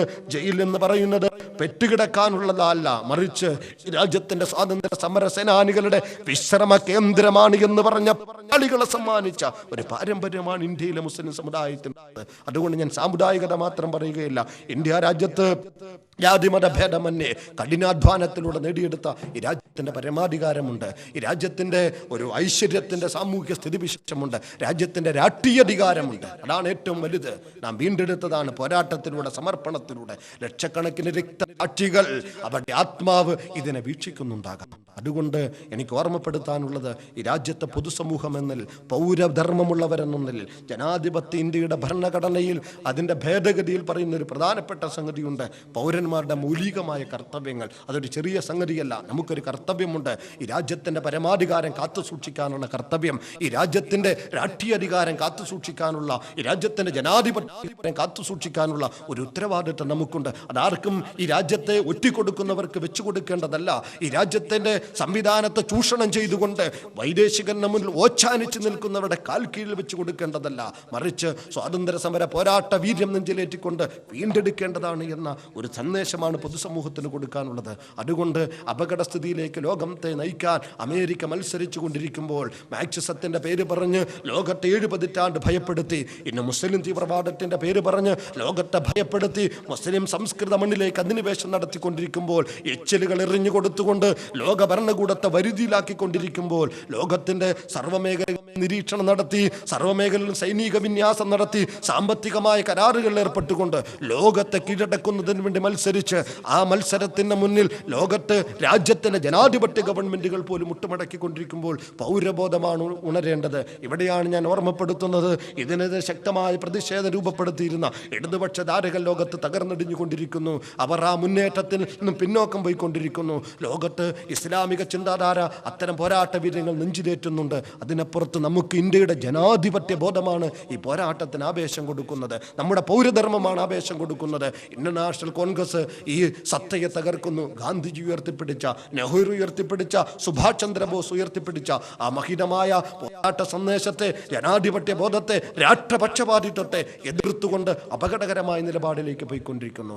ഇന്ത്യയുടെ ഇടതുപക്ഷ പ്രസ്ഥാനം പ്രകാശ് കാരാട്ടിനെ പോലെയുള്ള, സീതാറാം യെച്ചൂരി പോലെയുള്ള വെസ്റ്റേൺ കൾച്ചർ, പടിഞ്ഞാറൻ സംസ്കൃതിയിലെ ആളുകൾ നയിക്കുന്ന മാർക്സിസ്റ്റ് പാർട്ടി വരേണ്യവർഗ താല്പര്യത്തോടൊപ്പം നിൽക്കുന്ന, അപകടകരമായ വംശീയ ബോധം കാത്തു സൂക്ഷിക്കുന്ന ഒരു ഉപരി മനസ്സുമായി മാർക്സിസത്തെ കൊണ്ട് നടക്കുന്നവർ അതിനെ തകർത്തുകൊണ്ടിരിക്കുന്നു. വൈദേശികന്റെ മുന്നിൽ അതിനെയും പണയപ്പെടുത്തിക്കൊണ്ടിരിക്കുന്നു. കേരള രാഷ്ട്രീയത്തിലും ഇടതുപക്ഷ പ്രസ്ഥാനങ്ങൾ അപകടകരമായ സ്ഥിതിവിശേഷത്തിലേക്ക് പോയിക്കൊണ്ടിരിക്കുന്നു. ജീർണത നെഞ്ചിലേറ്റി പോരാട്ട വീര്യം തകർത്തുകൊണ്ട് അണികൾക്ക് ആശയബോധം കൊടുക്കാതെ ദിശാബോധം നഷ്ടപ്പെട്ട ഒരു പ്രതിസന്ധിയിലേക്ക് അത് എത്തിപ്പെട്ടുകൊണ്ടിരിക്കുന്നു. അവശേഷിക്കുന്ന നേതൃത്വത്തെ അമേരിക്ക പൂർണ്ണമായും വിലയ്ക്ക് വാങ്ങിക്കൊണ്ടിരിക്കുന്നു. മാറിക്കൊണ്ടിരിക്കുന്നു. സാമ്രാജ്യത്തെ ദല്ലാളുകളായി വർത്തിക്കേണ്ട ആളുകൾ മാർക്സിസ്റ്റ് പാർട്ടി ഉത്തരവാദിത്തപ്പെട്ടവരായി മാറിക്കൊണ്ടിരിക്കുന്നു. അതുകൊണ്ട് ഇടതുപക്ഷ പ്രസ്ഥാനങ്ങൾക്ക്, മാർക്സിസ്റ്റ് പാർട്ടിക്ക്, പിണറായി നയിക്കുന്ന പ്രസ്ഥാനത്തിന്, തോമസ് ഐസക്ക് നായകത്വം കൊടുക്കുന്ന ഒരു പ്രസ്ഥാനത്തിന് അത്തരം ധാരകൾക്ക് സാമ്രാജ്യത്വ വിരുദ്ധ പോരാട്ടത്തിന്റെ ശക്തമായ ചേരി സൃഷ്ടിക്കാൻ സാധ്യമല്ല എന്ന് നാം തിരിച്ചറിയണം. മുസ്ലിം സമുദായത്തിന്റെ പോരാട്ട വീര്യത്തെ ചൂഷണം ചെയ്തുകൊണ്ട് വളർന്ന ഒരു കാലത്ത് മഹാനായ ഖായിദെ മില്ലത്ത് ഇസ്മായിൽ സാഹിബിനെ പോലെയുള്ള ആർജവമുള്ള നിഷ്കളങ്കരായ ജനാധിപത്യ ബോധമുള്ള മതനിരപേക്ഷതയിൽ വിശ്വസിക്കുന്ന നേതൃത്വം വളർത്തിക്കൊണ്ടുന്ന ഒരു പ്രസ്ഥാനം ഇന്ന് MK മുനീറിനെ പോലെയുള്ള KM ഷാജിയെ പോലെയുള്ള സാമ്രാജ്യത്വ വിടുപണിക്കാരുടെ സംഘപരിവാർ സഹയാത്രികരുടെ കയ്യിൽപ്പെട്ടുകൊണ്ടിരിക്കുന്നു. സംഘപരിവാർ ബുദ്ധി കേന്ദ്രങ്ങൾ ഓതിക്കൊടുക്കുന്നത് അണ്ണാക്ക് തൊടാതെ സമൂഹത്തിന്റെ മുന്നിൽ വായിക്കുന്ന നാവുകളായി, സംഘപരിവാറിന്റെയും സാമ്രാജ്യത്വവാദികളുടെയും പ്രചരണ യന്ത്രങ്ങളായി ഇവരെല്ലാം മാറിക്കൊണ്ടിരിക്കുന്നു. ഇവിടെയാണ് സോഷ്യൽ ഡെമോക്രാറ്റിക് പാർട്ടി ഓഫ് ഇന്ത്യക്ക് പറയാനുള്ളത്. രാജ്യവ്യാപകമായി രാജ്യത്തിൻ്റെ 21 സ്റ്റേറ്റുകളിൽ സംവിധാനം വളർത്തിക്കൊണ്ടുവരുന്ന, ജനപക്ഷ പ്രതിരോധം തീർത്തുകൊണ്ടിരിക്കുന്ന, ജനാധിപത്യ ബോധം വളർത്തിക്കൊണ്ടിരിക്കുന്ന, ഈ രാജ്യത്തിൻ്റെ സാധാരണക്കാരുടെ പക്ഷത്ത് നിന്നുകൊണ്ട് വേദന അനുഭവിക്കുന്നവൻ്റെ പക്ഷത്ത് നിന്നുകൊണ്ട്, സാമ്രാജ്യത്വ മൂലധന ശക്തികളുടെ കടന്നുകയറ്റത്തിൻ്റെ മുന്നിൽ പിടഞ്ഞു വീണുകൊണ്ടിരിക്കുന്നവൻ്റെ മുന്നിൽ നിന്നുകൊണ്ട്, ഈ രാജ്യത്ത് ആദിവാസി ജനവിഭാഗം, പാർശ്വവൽകൃത ജനവിഭാഗം, മതന്യൂനപക്ഷ ജനവിഭാഗം, അതോടൊപ്പം തന്നെ സമൂഹത്തിൽ പരാമർശിക്കാൻ പോലും പെടാത്തവരെ സംബോധന ചെയ്തുകൊണ്ട് രാജ്യത്തിൻ്റെ പൗരഭൂരിപക്ഷത്തോടൊപ്പം നിന്നുകൊണ്ട് ജനാധിപത്യ ബോധം വളർത്തി, പരമാധികാര ബോധം വളർത്തി, അമേരിക്കയോട് പൊതുമനസ്സുകളിൽ വളർത്താൻ ആഗ്രഹിക്കുന്ന വിധേയത്വത്തെ വിഭാടനം ചെയ്തുകൊണ്ട് ആത്മാഭിമാന ബോധം വളർത്തി അന്തസ്സുള്ള പൗരന്മാരായി ഒന്നിൻ്റെ മുന്നിൽ മുട്ടുമടക്കാതെ പൂർവ്വകാല സ്വാതന്ത്ര്യ സമര സേനാനികൾ കാണിച്ചു തന്ന പോരാട്ട വീര്യം നെഞ്ചിലേറ്റി ഇതാ സാമ്രാജ്യത്വത്തെ പ്രതിരോധിക്കുമെന്ന് നമുക്ക് പ്രതിജ്ഞയെടുക്കാം. അതിന് നമുക്ക് ഐക്യപ്പെടാം എന്ന് നിങ്ങളെ ഉണർത്തിക്കൊണ്ടും നിങ്ങളെ സ്വാഗതം ചെയ്തുകൊണ്ടും ഈ സാമ്രാജ്യത്വ ദാസ്യപ്പണി നടത്തിക്കൊണ്ടിരിക്കുന്ന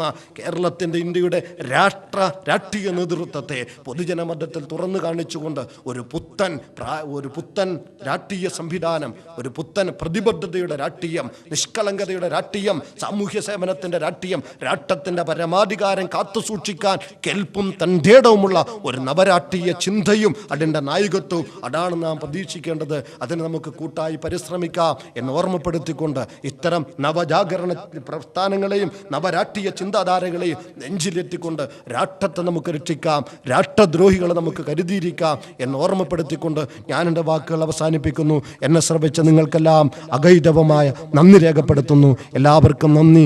ജയ് ഹിന്ദ്, ജയ് SDPI.